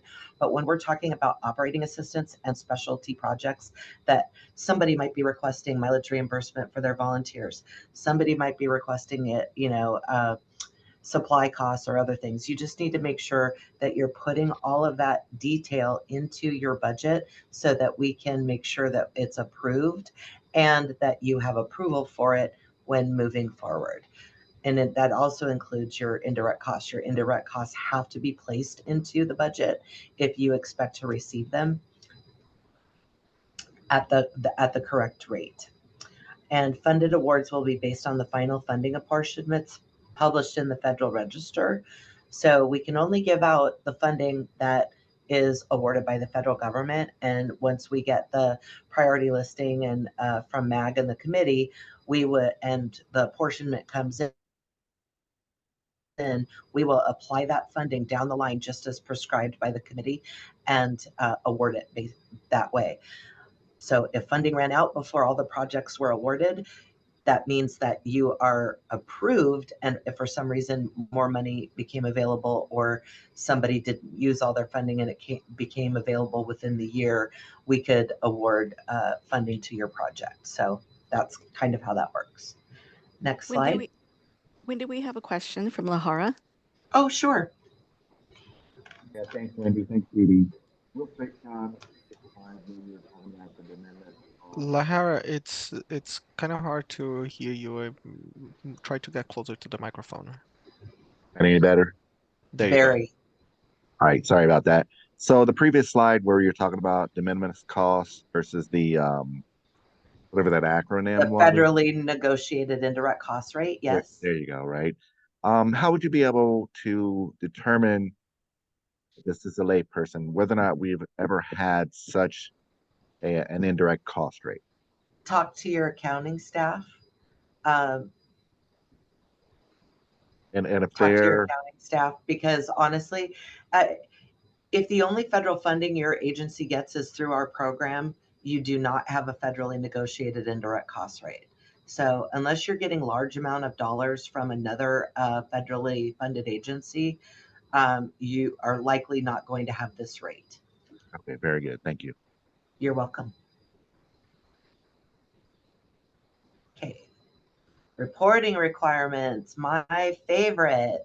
All subrecipients, and I talked about this a little bit earlier, are required to submit those annual progress reports. It includes grant milestones, financial status, vehicle information, vehicle maintenance documentation, program measures to the City of Phoenix. Specific reporting requirements are outlined in the grant pass-through agreement, and this is required annually for all active FTA funded projects. So not just the grant you got last year, but the grant, if you had a vehicle, funded 4 or 5 grants ago, you still have to report on all of those federally funded projects. Subrecipients are responsible for complying with all the requirements imposed under the grant, and failure to comply may result in the withholding of grant funds to subrecipient. And such failure may also, and has unfortunately, it's happened before, resulted in the forfeiture of vehicle asset awards. So that is absolutely not our intention, and we want, to work with you, but please respect the rules and the guidelines. We are on a timeline to report to the federal government, and when we give you a deadline to submit this report, and every year I'll just be frank with you. I respect you all. I care about you, and I do know things come up. But if you all are waiting till the last minute and only one person is responsible, and they had an emergency and had to go out of town, and you can't get your grant reporting done, that says to me that you do not have the staffing appropriate to manage this program, and that will affect you for applying in future years. If you are continually late on your reporting and you don't have the staff to cover it, I know small agencies that have very little staff, but they still maintain this program and they make it work. But for those agencies and big ones too that have lots of staff but aren't maintaining this and submitting their reports on time, that is a big indicator that you are not managing your funds and your program appropriately. So please, heed our requests and get these reports in on time. Wendy, if I can make a comment. Please. I just wanted to reiterate that good point regarding your milestone progress reports and all the documentation on the compliancy. And this is a great opportunity to go back to the rubric and look it over, and you will note that that is actually points. If you are a pass or a current contract on a subrecipient, during our 2-week internal review, the City of Phoenix will review that. So please pay attention. We here at MAC staff, we support the City of Phoenix. We try to support our subrecipient in any way that we can, and answering any questions. But please be aware that this has occurred in the past and is now part of the process. So I just wanted to. It's a tough job, and again, this is going back. This is a federally funded grant program, so there are compliancy requirements that we have to adhere to too. So thank you, Wendy. Thank you. And there are NPR program measurements on page 28. Next slide. Asset management. Part of when you get a vehicle or a piece of equipment, FTA requires that, especially for your vehicles, that we have maintenance plans that describe your inspections, preventive maintenance program, and procedures that keeps assets in good condition, which is a requirement, is to maintain these vehicles at the level as recommended by the manufacturer, or even more stringent. You're required to submit maintenance logs and records annually, and you must acquire and maintain current and appropriate insurance on your equipment while under lien. And you must report substantial damage or changes into the status or condition of a vehicle. If the vehicle is out of service for a period of time, you have to let us know. And the details in there are in the in the guidebook. And subrecipients must report a vehicle incident or accident or casualty to the City of Phoenix at the Section 5310 at phoenix.gov within 72 hours of the occurrence. Next slide. Compliance requirements. In addition to all of the other things of this program, there is continued compliance to make sure you're maintaining your Title VI program equal opportunity employment, and disadvantaged business enterprise laws and regulations. It requires that these funds are distributed without regard to race, color, and national origin, and procedures for addressing ADA complaints and incorporating those process standards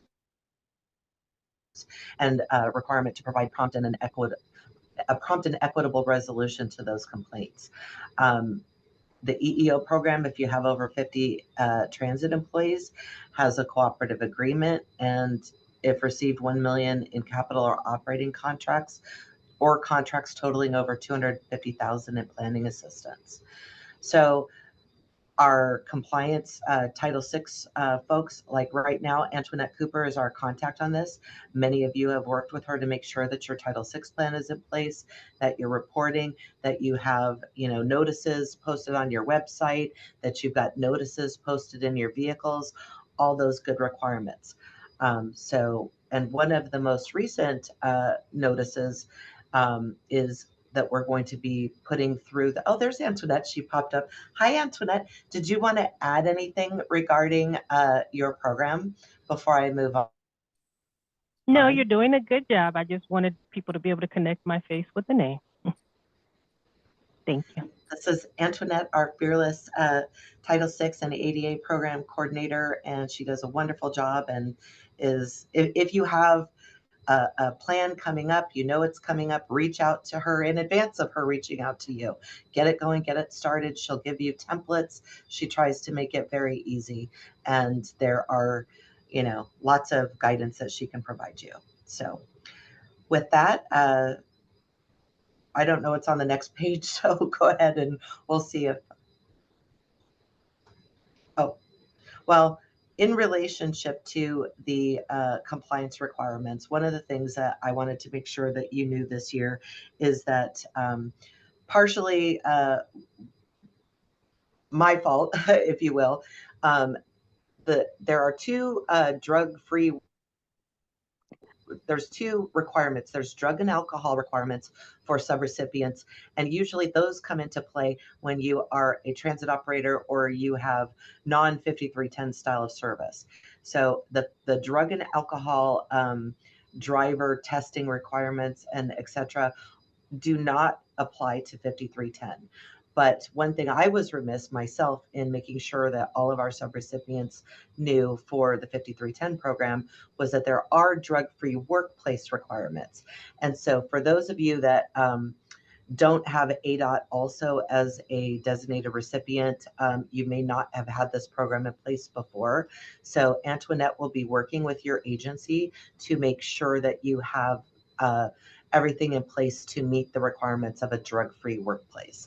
And we will have more information on that. I'm not going to go through it today, but we just want to make sure that you're aware that that is a requirement that will be new this year if you haven't had it before. So look out for more information on that. And I've mentioned it several times, but here it is in writing. Our email point of contact is section5310@phoenix.gov.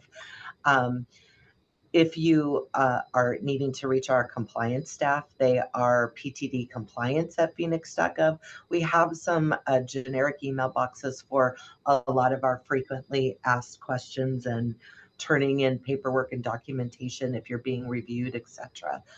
Just so, because we have so many people, rather than you remembering who you're supposed to be emailing it to, you email it to the generic email box, we all review it, and then we respond. So on this one, the 5310, section 5310@phoenix.gov, it's for reimbursements, vehicle plans, maintenance submittals, 5310 reporting, if you just have questions. I know a lot of folks still email me directly. I'm fine if you still copy me on it, but my preference is I'm really trying to work hard at having my staff assist me to get to your questions in a quicker manner. I've got resources and assistance, so please utilize this email and one of us will get to you as soon as we can. Wendy, thank you for that update. And I just wanted to add, speaking of City of Phoenix staff, Christina, you just popped up. Oh, yes. Is there anything you want to add? And again, has the Supply State Program Manager?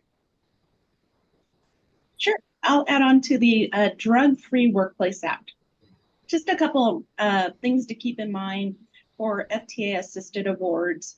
So subrecipients are required to maintain a drug-free workplace for all award-related employees. So what that means is anybody who's going to work on your program, this kind of falls under that category. And what we're looking for, what FTA looks for, is we need to report any convictions occurring in the workplace in a timely manner. We also have to have an ongoing drug-free awareness program. So some of the things the compliance group would look for when we go on site, we'll look for a drug-free workplace policy.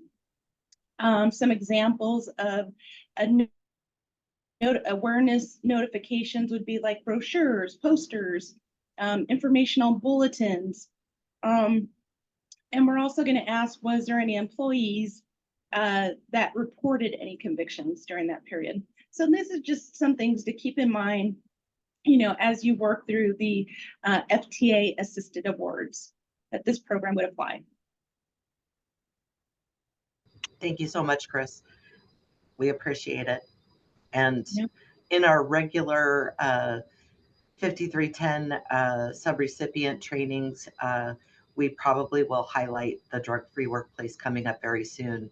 And so you have an opportunity to see what's available and ask questions. Next slide, please.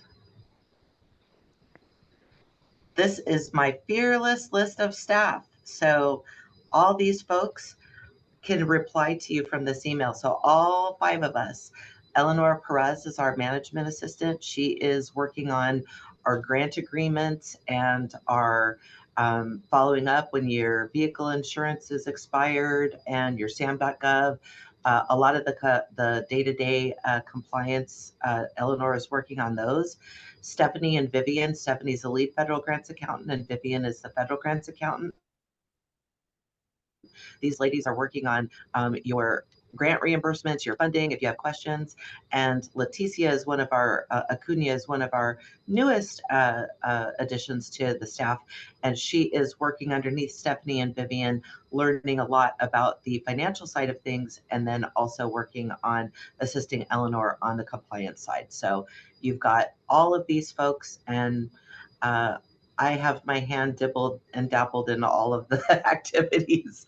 So this is what we're working on. All the staff that assist you in that. And these are outdated. I apologize. I did not see this. Christina Hernandez, who you just met, is now the Transit Compliance Administrator. Shelley Ryman no longer works for the city. So that is Shelley. Just take Chris's name and put it over where Shelley is, because the Transit Compliance Program Manager is Rita Bursey. Oh, there you go.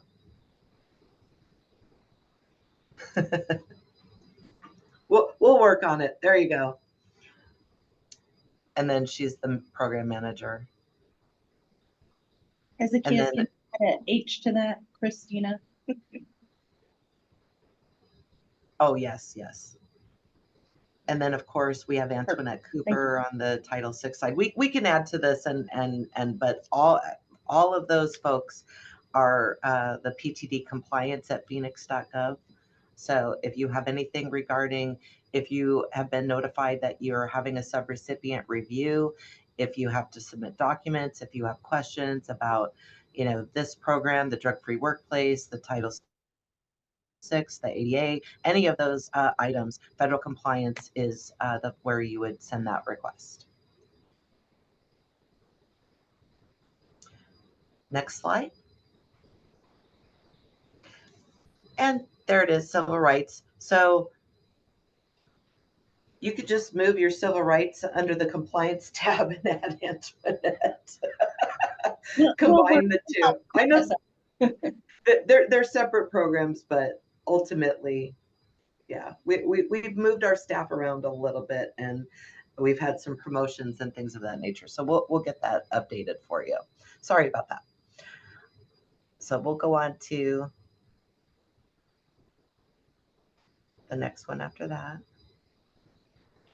And I will kick this back over to Dee Dee on the application process, unless anybody has any questions that we can answer. Thank you, Wendy. And as you can see, there's a whole lot of compliancy for this program, but I just want to emphasize that we are here to support you and to provide you your guidance on this. Again, we know the majority of you here today are not transit agencies, or this may be the only federal program that you're applying for. So the success of your program is the success for the region. So we are here to support you. And as you can tell, City Phoenix has a whole staffing crew to help with answering any questions and meeting these compliancy requirements. So thank you. And MAC staff, thank you, Christina, for being here today. Antoinette, anybody else that I missed? Wendy, thank you for all your support for this program. And as MAC staff, we are also here to support you too. Okay, thank you. Hi, wave. You have a great crew at the City of Phoenix. Now, getting down to, you've read all the requirements, you found out about the timeline, what to expect when you submit an application. And now the drug-free workplace is not new to this program, but meeting some of the requirements are new, and MAC staff is, City of Phoenix staff is here to support you with that. So now we're getting down to submitting your application. So a couple of things to remember in submitting your application. We do require a cover letter, and this is an introduction to your request. And then you will have the application itself.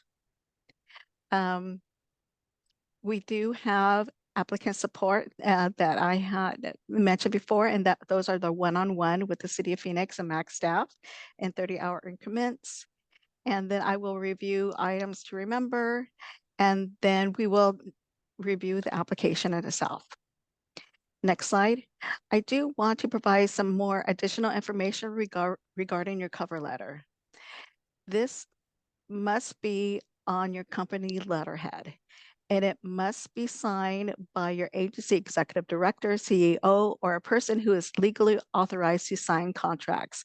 We understand you maybe work with a lot of staff, or you are the lead of the transportation program, but it's required. We need to know that your agency is aware that you're submitting for this federal grant program. So we need it on your company letterhead, and somebody somebody who is legally authorized to sign contracts on the cover letter. Electric signatures are okay and can be a PDF. On your company, on your cover letter, this will serve as your introduction, and please provide a summary of the requested amount. And it must include your commitment for local match. We will take this as your agency providing your commitment in providing the local match for this grant program. Okay. And just ensure that that sentence is included in your cover letter. Briefly describe your agency's need for the requested project. A lot of times, and it just for some comment or just a note, a lot of times the committee will review the cover letters first to get an idea of what to expect in your application. A couple of suggestions. Please keep it to 1 page. Please ensure these bulleted points are highlighted in your application. I would request 3 to 4 sentences, you know, 1 to 2 small paragraphs for your description. Be very succinct. A lot of times when I know you're very proud of your programs and you want to get to how unique you are, but there have been times when you've gone Some agencies have gone to 2 pages and described a lot of their programs or what their mission or what they're going to do for the request. And then when we go to the application, there have been times when they don't match. Your request doesn't match your application, the projects or whatever you're requesting for funding doesn't match with your application. So please keep it very short, very succinct.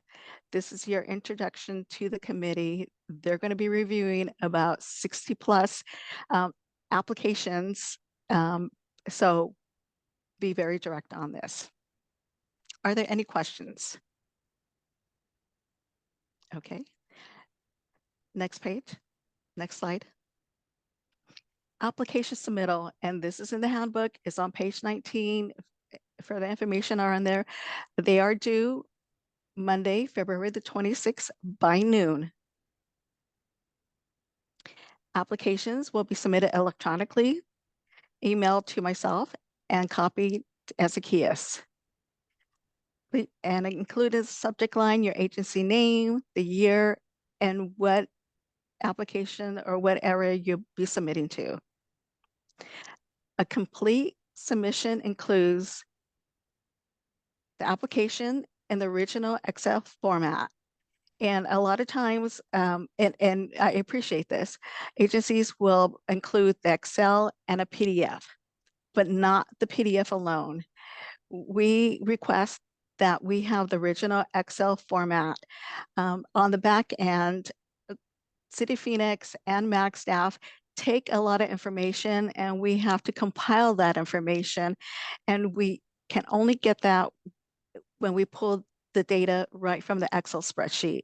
It just makes it much easier. So we do appreciate the PDFs, but we are requesting that we have the original Excel format. And I just have to say, I'm highlighting this because in the past, we still are only getting we've had from an agency or a couple of agencies, just include the PDF. Okay. We need all applicable submittals that we will review during the application, the cover letter, and the service area map that Jason did review. And this is important. Somebody had already mentioned this. Each project request requires a separate application. So if you are requesting for vehicles and then you are requesting preventive maintenance, those are 2 separate applications. Okay. And again, no late or incomplete applications will be accepted. Any questions on that? Okay, next slide.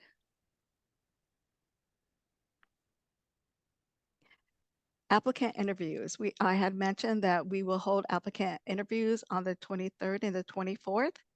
All applicants will be required to participate in the applicant interview process after the evaluation panel conducts a preliminary review of your applications. Applicant interviews will take place. We usually have traditional capital on the first day. On the second day, any other capital that we weren't able to handle on the first day will be on the second day, and then the operating and the committee will meet to develop the priority listing. Additional information requiring on this will be provided to applicants prior to the interview. So MAG staff, once your application is deemed eligible, that it meets federal requirements and regional threshold, we will contact you with more information regarding the applicant interview and what to expect. And then we've confirmed the interview times. Any questions? Okay, next slide.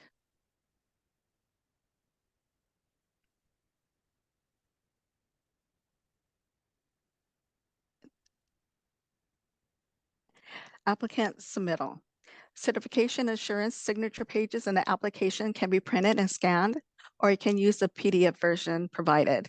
Thank you to Ezekias for making the PDF version available for you.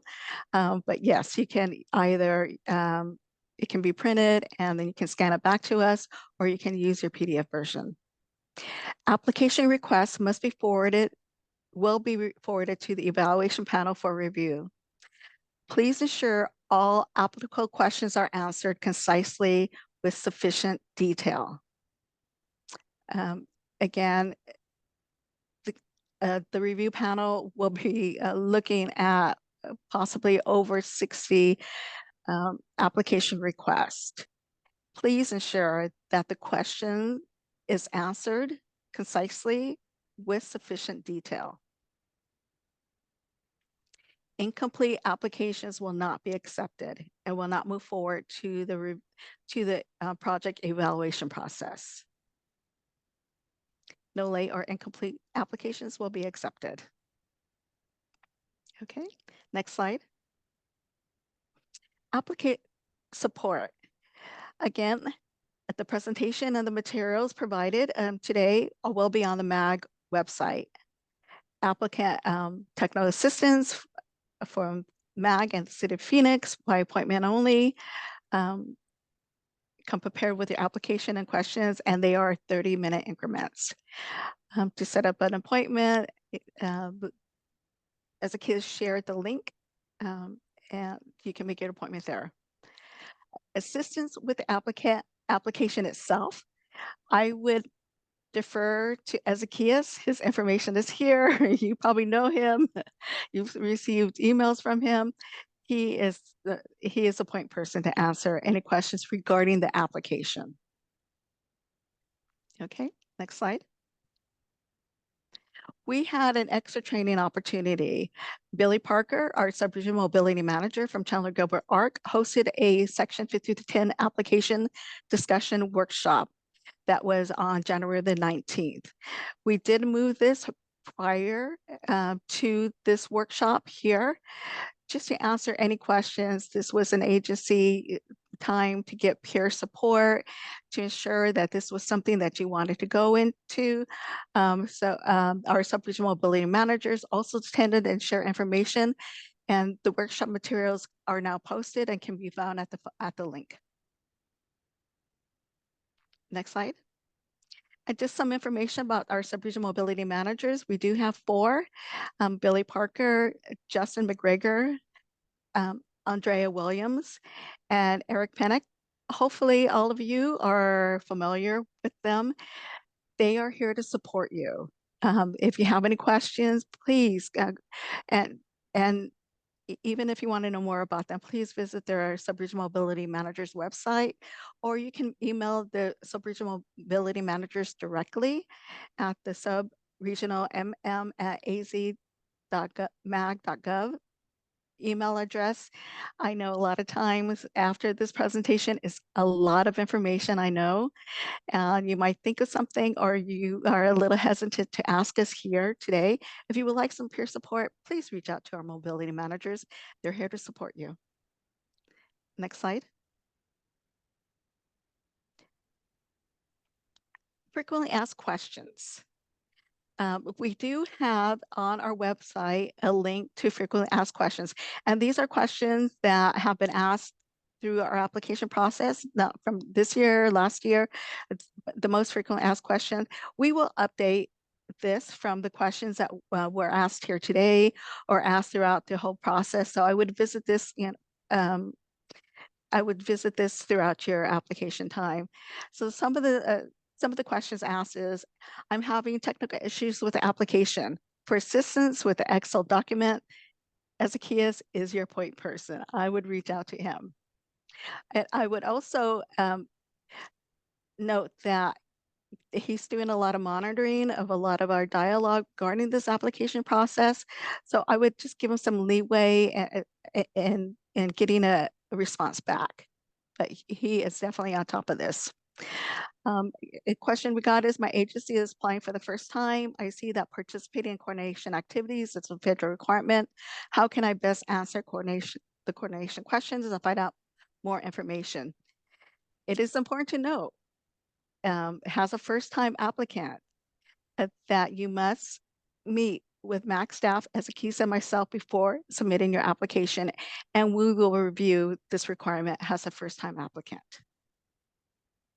So please reach out to myself or Ezekiel. Thank you. And again, our FAQ page will be updated as needed. And thank you, Ezekiel, for adding the link to our the presentation. Next slide. Items to remember. Participation in regional coordination efforts is a requirement. If you are a past recipient, I believe it was in November, you received a notice from Ezekiel regarding your participation in the program. If you have any questions regarding that, it shows your status from that date. Please reach out to us and we can offer you more information. And it's important to note that this is part of the review process. Okay, and for those first-time applicants, if this is your first time in our program, we do give you an opportunity to attend a Transportation Ambassador Program meeting that will be held on February the 27th at 1 p.m. virtually through Zoom. I encourage you to register. So we do give you an opportunity to get going on your coordination participation efforts. And I cannot emphasize this enough. We have this a lot of time throughout the presentation. New applicants, please reach out to MAG staff. Next slide. Thank you. It's a lot of information to take in. Again, we do want to spend some time to review what this program is, what the requirements are, and some information on the compliancy. Again, a lot of you here today are nonprofit programs. We understand this may be the only federal grant program you're applying for. We are here to help you. We want to see you succeed. So here's our contact information. Please reach out to us. And then we have all of the City of Phoenix staff also available to help. Next slide. What you're all waiting for is our, I will now go into and providing a brief overview of the application itself. So Ezekiel, can you bring that up? Again, our application, you can find that on our MAG webpage, and on the presentation, this is the link to the application itself. Thank you, Ezekiel, for walking us through. Once you get into our website, you will scroll down to the resources. The handbook is first. Thank you, application, signature page, FAQ, boundary, and you click on application and it will bring up the Excel spreadsheet.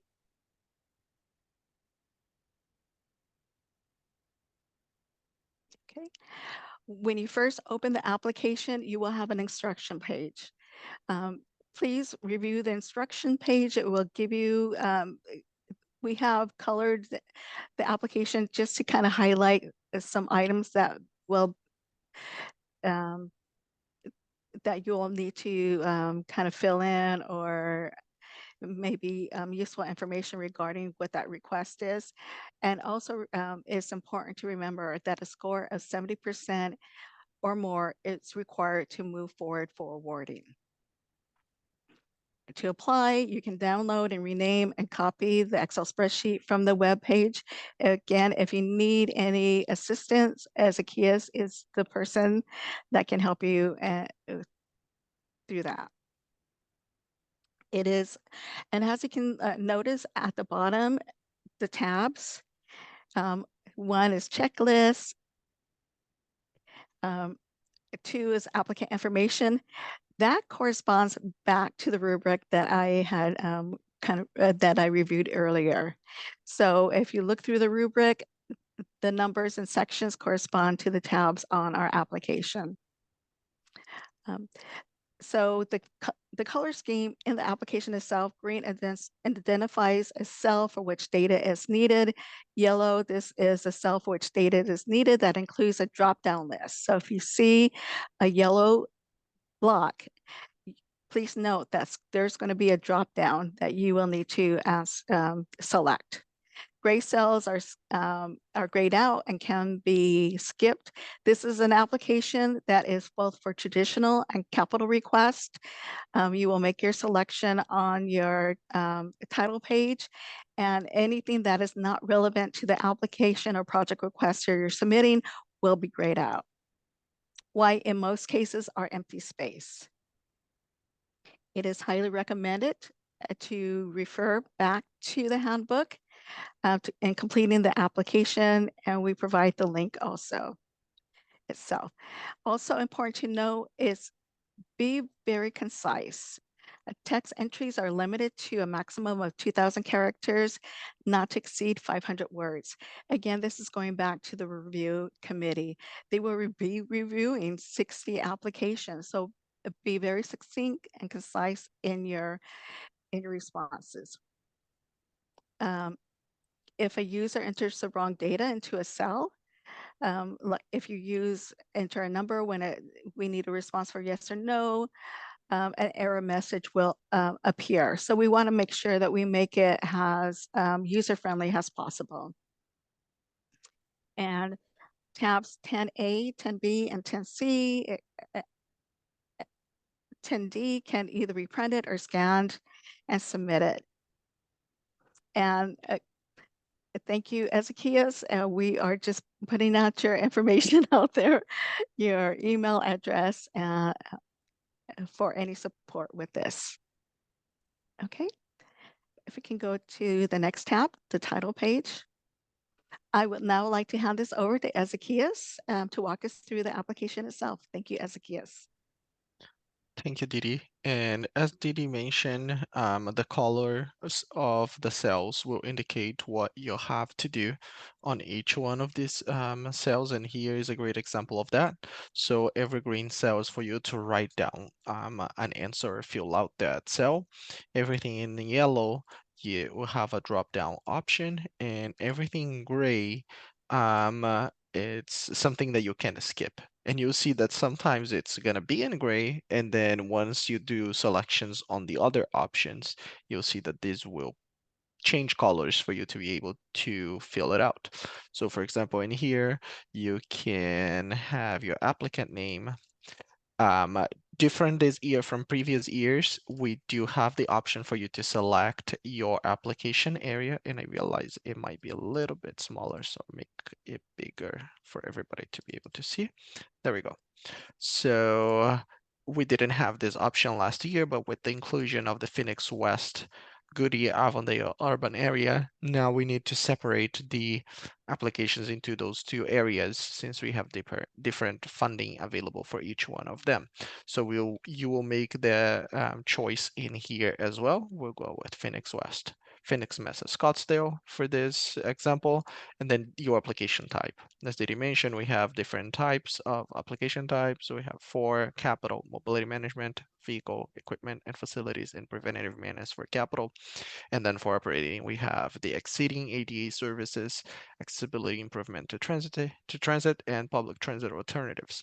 You will see that, for example, if you choose capital and vehicles, that option stays gray. But for example, if we choose exceeding ADA, you see that that gray bar, that gray cell now became yellow, means that you have another selection to make in here.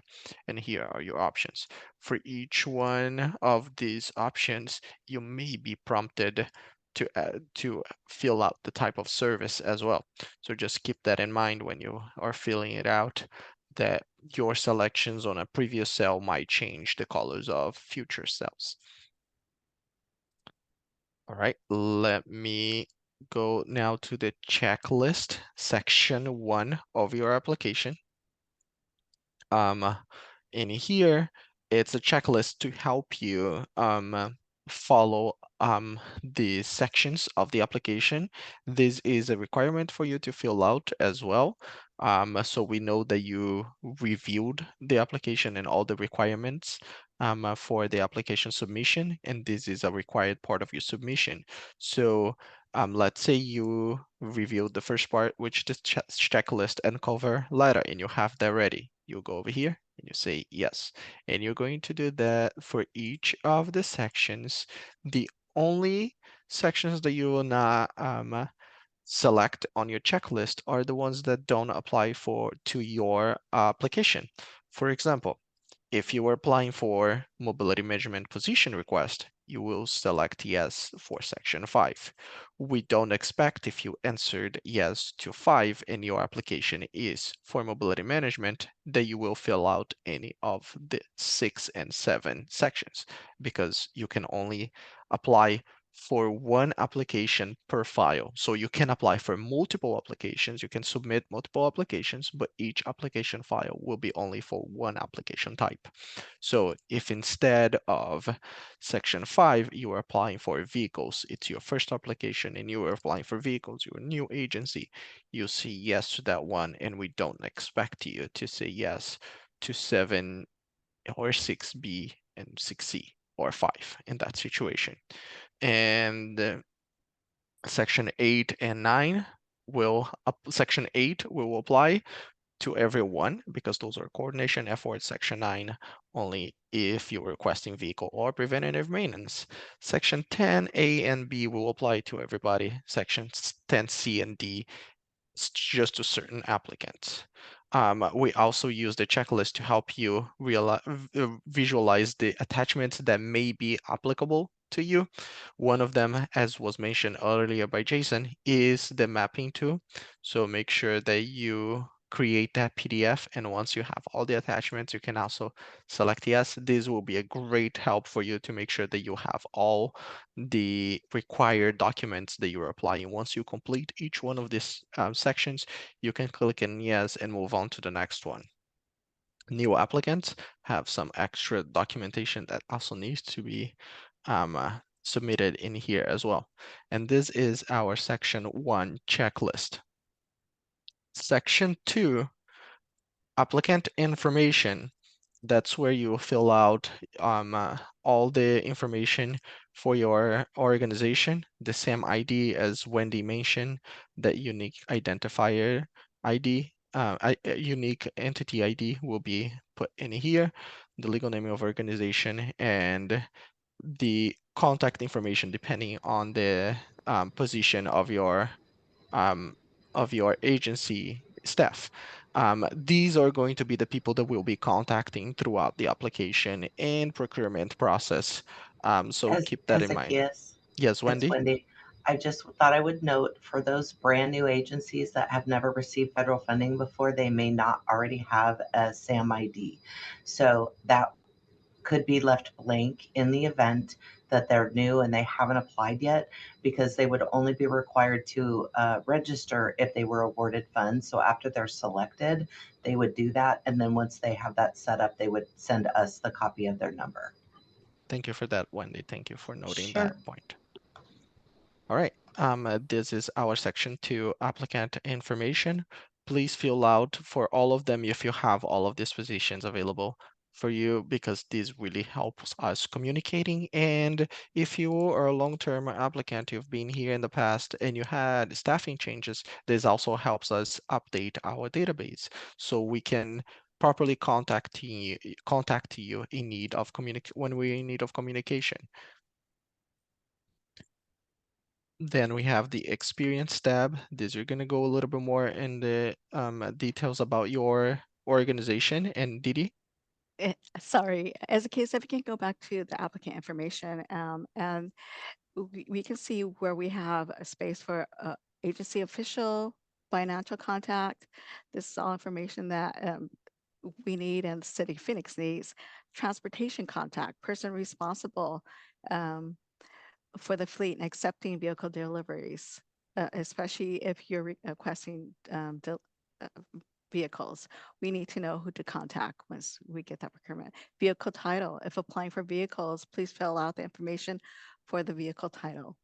What information should be on that? and additional agency contact. Excuse me, I need to come.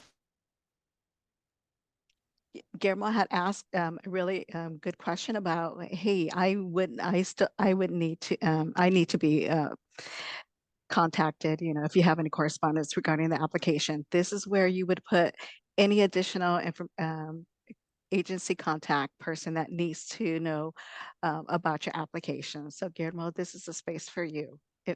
I'm sure you're in other spaces, but if you have anybody that needs to be notified regarding your application, or if we need to ask any questions, this is a space to put that information on. So thank you.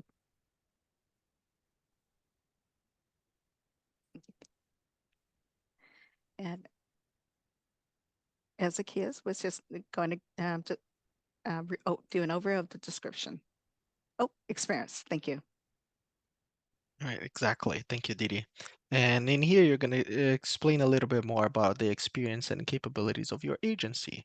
So on this part in here, it's important to note that when we are asking about your staff, it's not the total staff of your agency, it's the total staff that will be working on the program that you are requesting the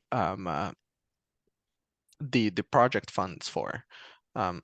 And describe more in detail what that is. And again, just as a reminder, you're seeing yellow options. This is not a write-in. This is for you to select yes or no for these boxes as well. Those are some of agencies' policies or procedures that you might have. As we noted, for this year, the City of Phoenix is emphasizing the need of a drug, alcohol-free workplace and safe environment policy. You might not have that yet, but as the City of Phoenix noted, it's something that to be worked on your application. Didi, do you have any comments on that? That's exactly what I just wanted to highlight. The City of Phoenix did highlight the drug and alcohol free in the workplace. We've always had this question in our application. We just need some additional information going forward. So thank you. And it doesn't preclude you from getting an award if you happen to say no. We know that some of you did not have these requirements laid out for you. So it's just an educational part of this to know where you're at in creating your policies and procedures, and just comment, that you would work with the City of Phoenix to establish one or something to that effect is completely fine. And if you're not in compliance with something, trust me, the compliance staff will help us and let us know and we'll get you going on it. So don't concern yourself with it if it's a no, but we will assist you. Thank you, Wendy. And again, as I mentioned, if something is grayed out, you're not supposed to fill out anything in there, but depending on previous answers, you will see that that might change. I just noticed something in here. If you already have this file downloaded and you are working on it, it's okay to keep it this way, but I will be updating the file to resemble the 3 previous years from now. So instead of 2020 to 2022, if you wait a little bit to download the new file on our website, you will see that I will update this to 2023, 2022, 2021. But if you have already worked on it and you already have most of your application filed, just let me know, send me that file so I can make that adjustment on my end, because you will not be able to make those adjustments. I'm just going to show you how I'm going to try, and I don't know if you can see the error message that shows up, but it doesn't let you make any edits on the fiscal year part of it.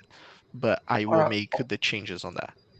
Or another idea, for some reason they don't get it changed and you don't catch it. If you are filling this out already, just put in your comments that the corresponding numbers are years 2021, 22, and 23, and we can make the change after the fact too. Yes, thank you, Wendy. That's a good idea. And I've got a comment in here about not finding where the Excel sheet is. So I'm going to go back to the EPDT page. I've sent the link on the chat about this for this page before. And on here, the Excel sheet will be right here under resources. So it's the second option. When you click on it, it's going to download the Excel sheet on your computer. Let me see if it's going to show it in your end. Sometimes pop-ups don't really show when we share a screen, but if you click in here, I don't know if it showed in there, but it should have showed on your downloads. Mine is scanning still, but it should show on your downloads, the option right there, section 5310 application should show right there. All right, let me go back to the application. All right. Again, you will see that some of these questions will be grayed out, and as you select them, they may pop out for you to answer further questions.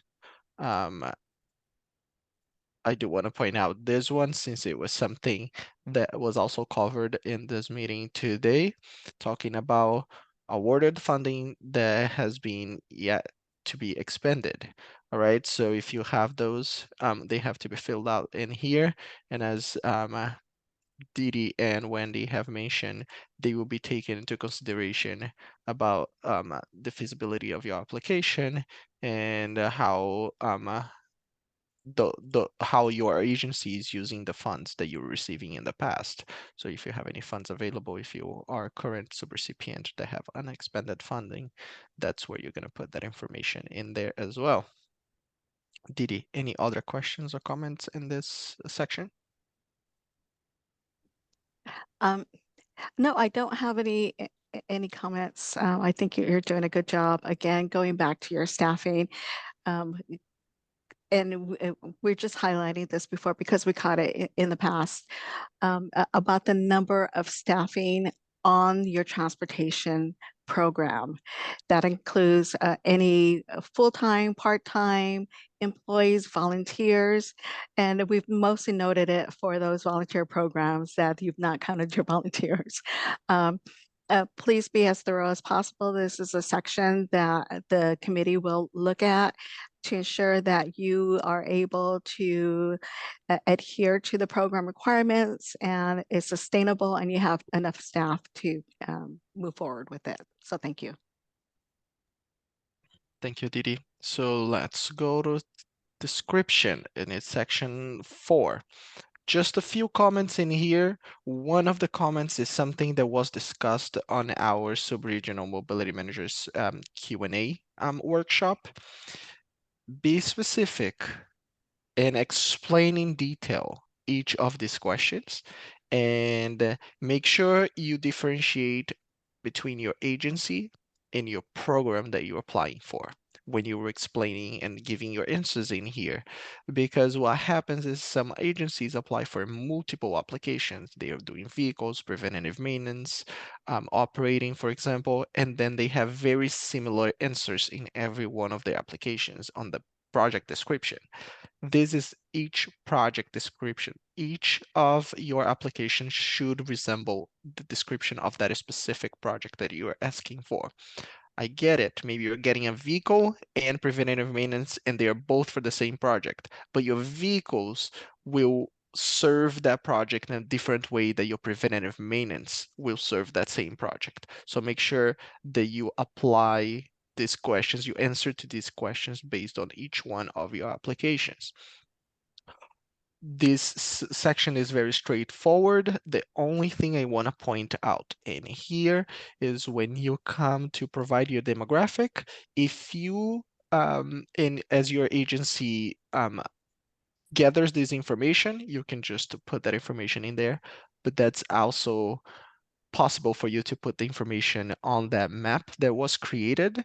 It's an option for you if you don't directly gather that information from your consumers. You can use the information on the map that was created in there. Just make sure that when you're filling it out, this total must be 100% message disappears. So I'm just going to do an example in here.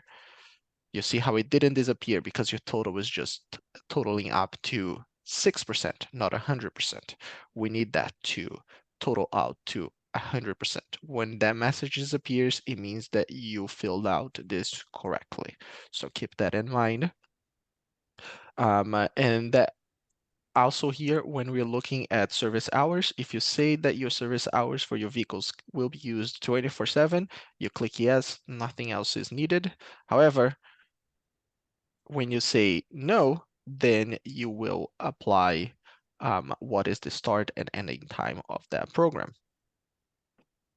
And this is what I want to cover here. Didi, go ahead. I just want to go back to the service hours. And this is something that Wendy had brought to my attention. It's not that your vehicles are available. And we understand sometimes your vehicles have to be available 24 hours. What we're asking is your service hours. What are the majority of the time that your services are, that your vehicles or your program is in service? So please keep that in mind when you're answering that question. If it's 24 hours and you provide services, it isn't in demand, and you have actual staff providing those services 24 hours, we understand that could be the case, but what are the majority, what is the time that your services are available? Okay. Thank you, Didi. Thank you. Moving on, in the interest of time, I'm going to want to show you that I moved from the section 4 to the section 6A, and you see that the entire section is grayed out, and that is because we didn't select vehicles, which is section 6A, as one of our options on the title page. So you always have to select the corresponding option in here to be able to see sections 5 to 7. So if I select vehicles, now I'm able to see section 6A. So just keep that in mind. If you go to your preventative maintenance section and you're like, I don't see anything in here, make sure that you have selected preventative maintenance on your title page. Here, only thing I want to point out is that the vehicle values will be auto-populated. You just have to select one of them.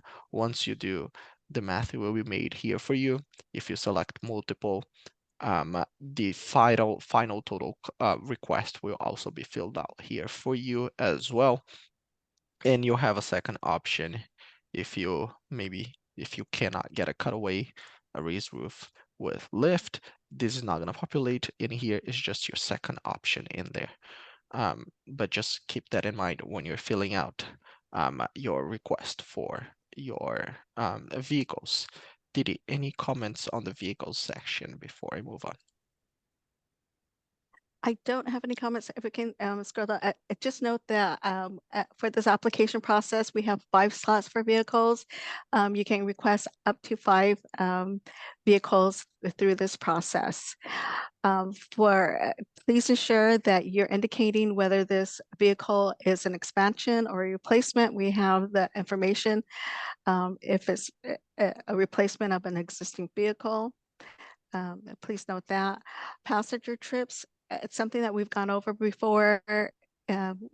Note that a passenger trip is a pickup and a drop off. And please keep that in mind when you're doing the trips. Like if a person is going to an outing, but you have to stop by the doctor's appointment, a doctor's office to pick up something.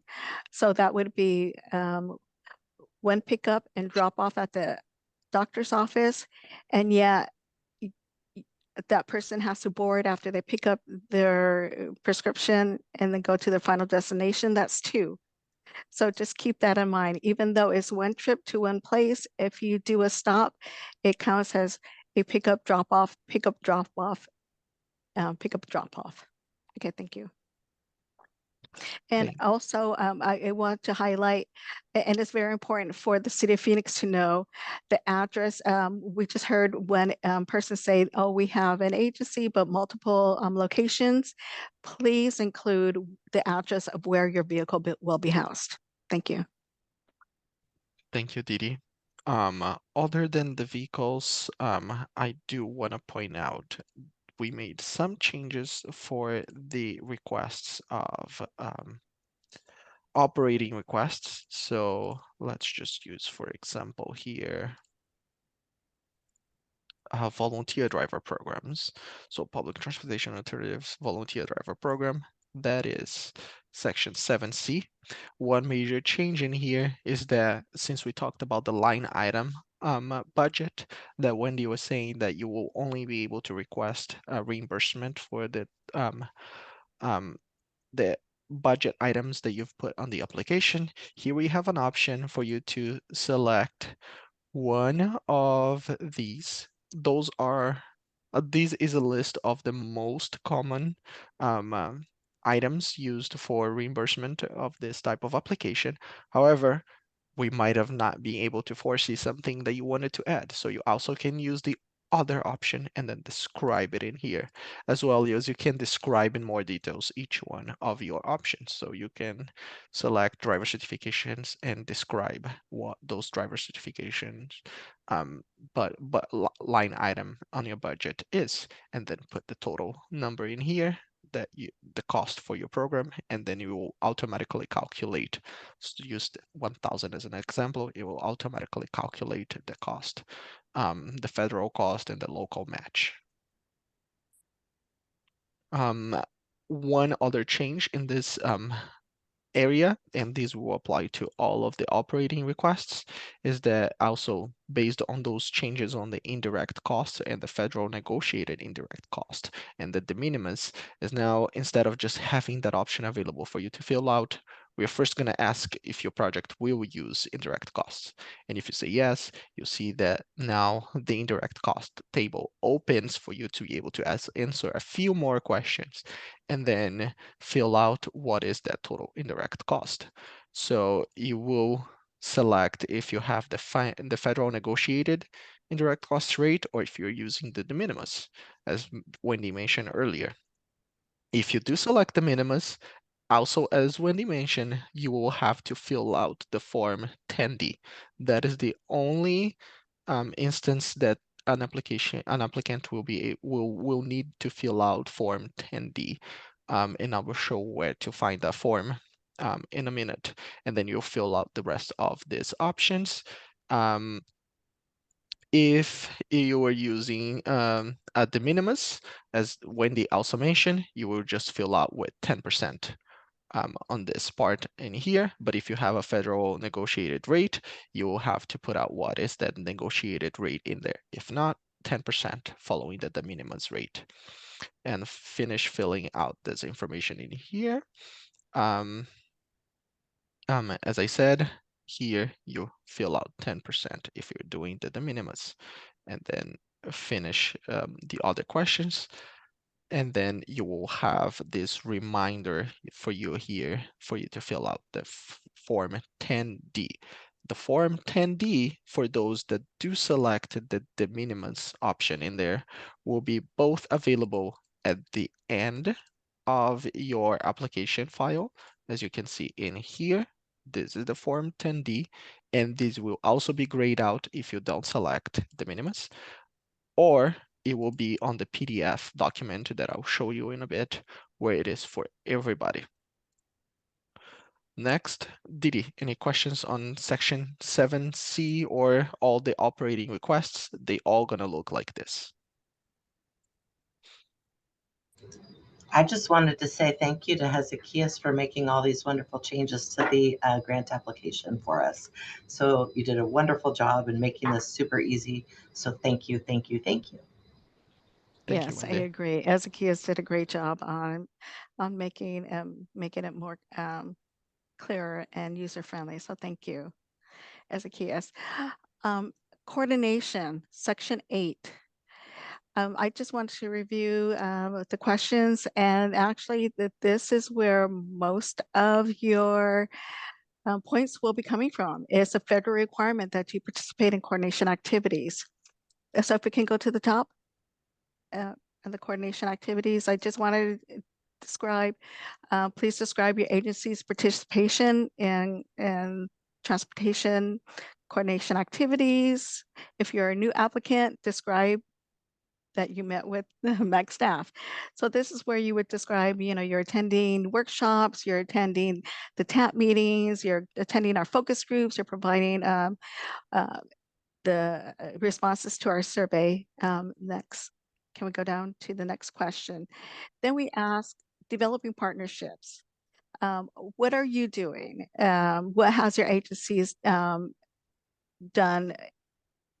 in the past year to move forward your coordination efforts? And this is more descriptive, who are you meeting? And it really doesn't solely be based on your transportation program. What we're trying to find out and what the federal government wants to know is, are you aware of the agencies, of the services that are in your area? They take it as that might be an opportunity to further your outreach and coordination efforts. So you're saying, I have met with X, Y, and Z regarding our afternoon day program, and we're looking forward to having more dialogue on that.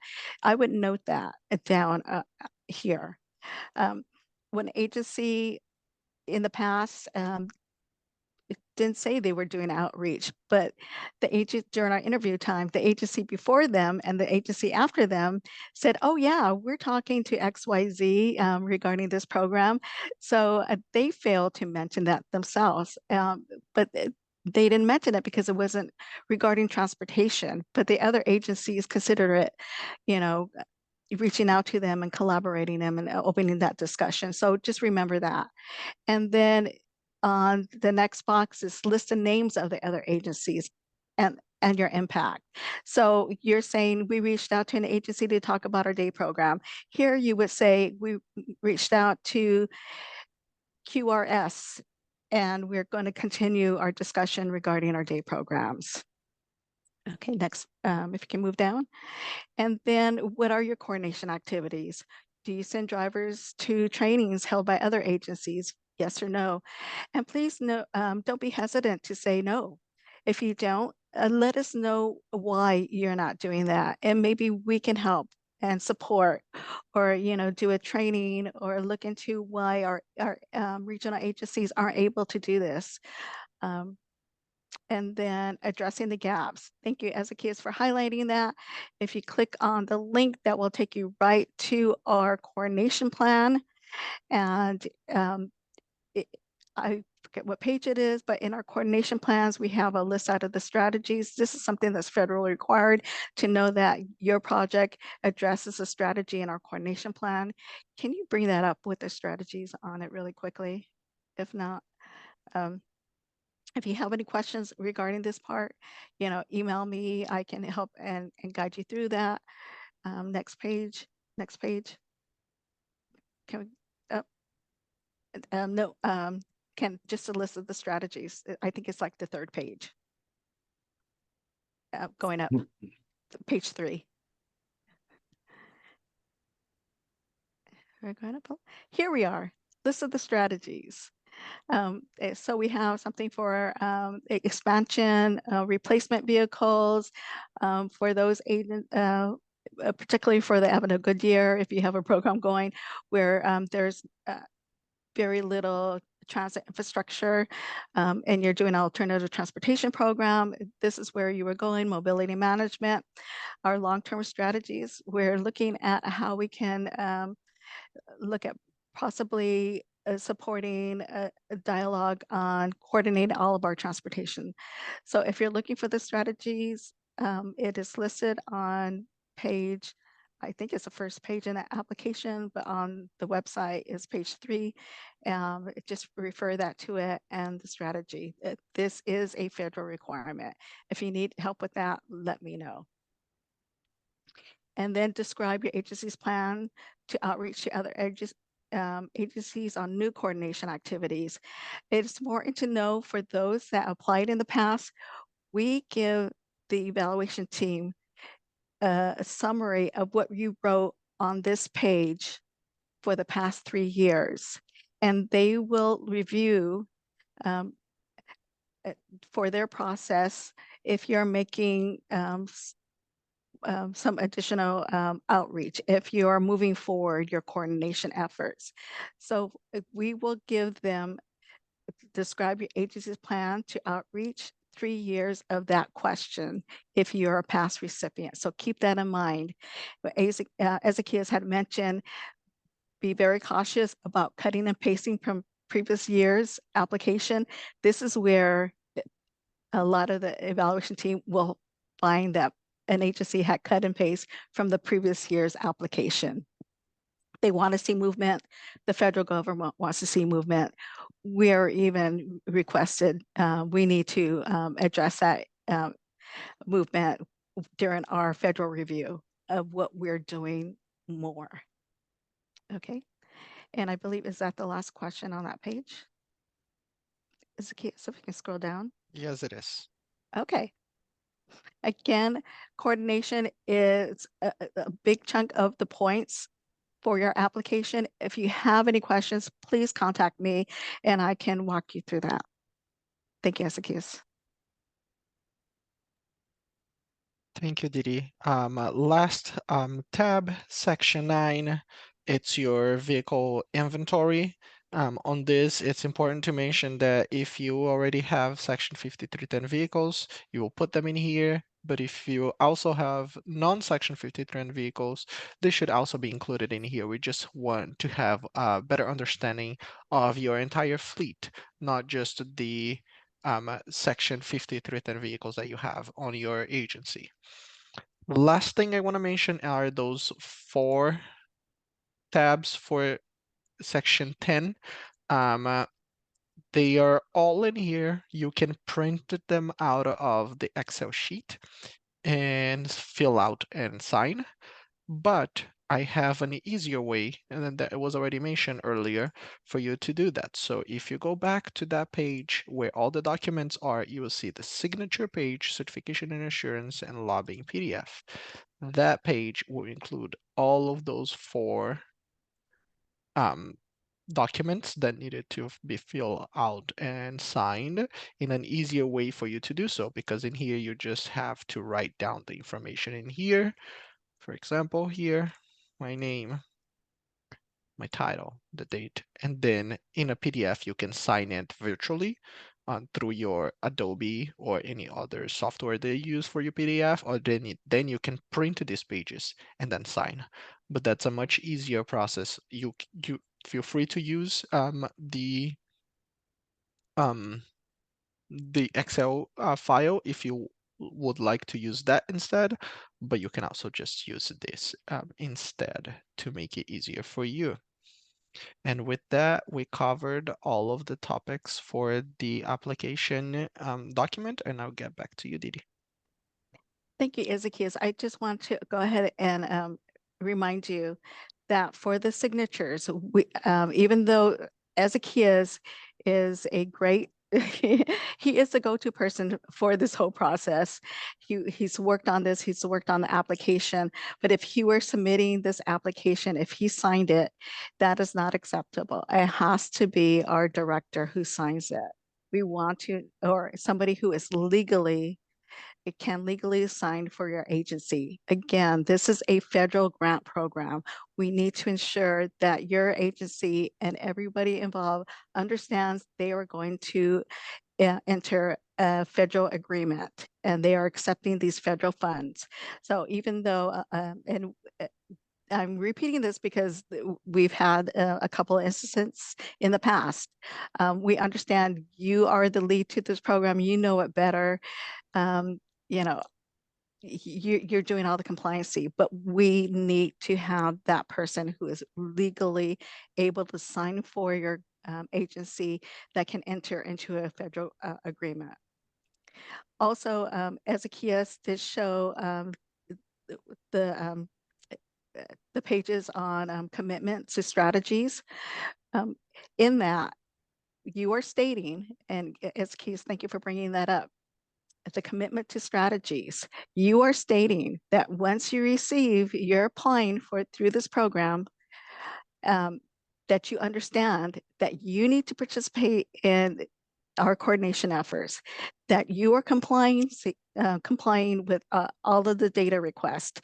Your past recipients, if you've had an agreement through 5310, have signed this. I just bring that up because we have had just a couple of comments saying, I didn't know we needed to do this, or they have not been complying of attending these meetings. If you have a contract Your agency said, yes, we understand what is required and we will comply with this. I just cannot stress that enough for those agencies. And if you have any questions regarding that, please let us know. Please contact me and I can provide some additional information. This is a federal requirement that we report. We report to the city of Phoenix and they report to the federal government. This is a lot of information. I know we went through it, but it seems like a long time. We were here for a couple of hours. Thank you everybody for staying on. It is a lot of information. There is a lot of compliancy, but we at MAG, excuse me, and the City of Phoenix staff are here to support you. Again, I just want to say that your success is a success for the community, and we want to support you.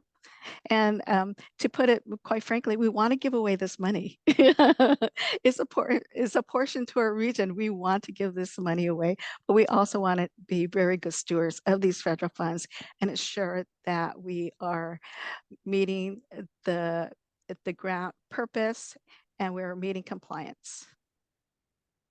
And for that, Wendy, do you have any parting words? Just wanted to encourage everybody. It's a long process. There's a lot to it, but we really work hard to try to assist you and give you all the help that you need to get through it, especially if you're new.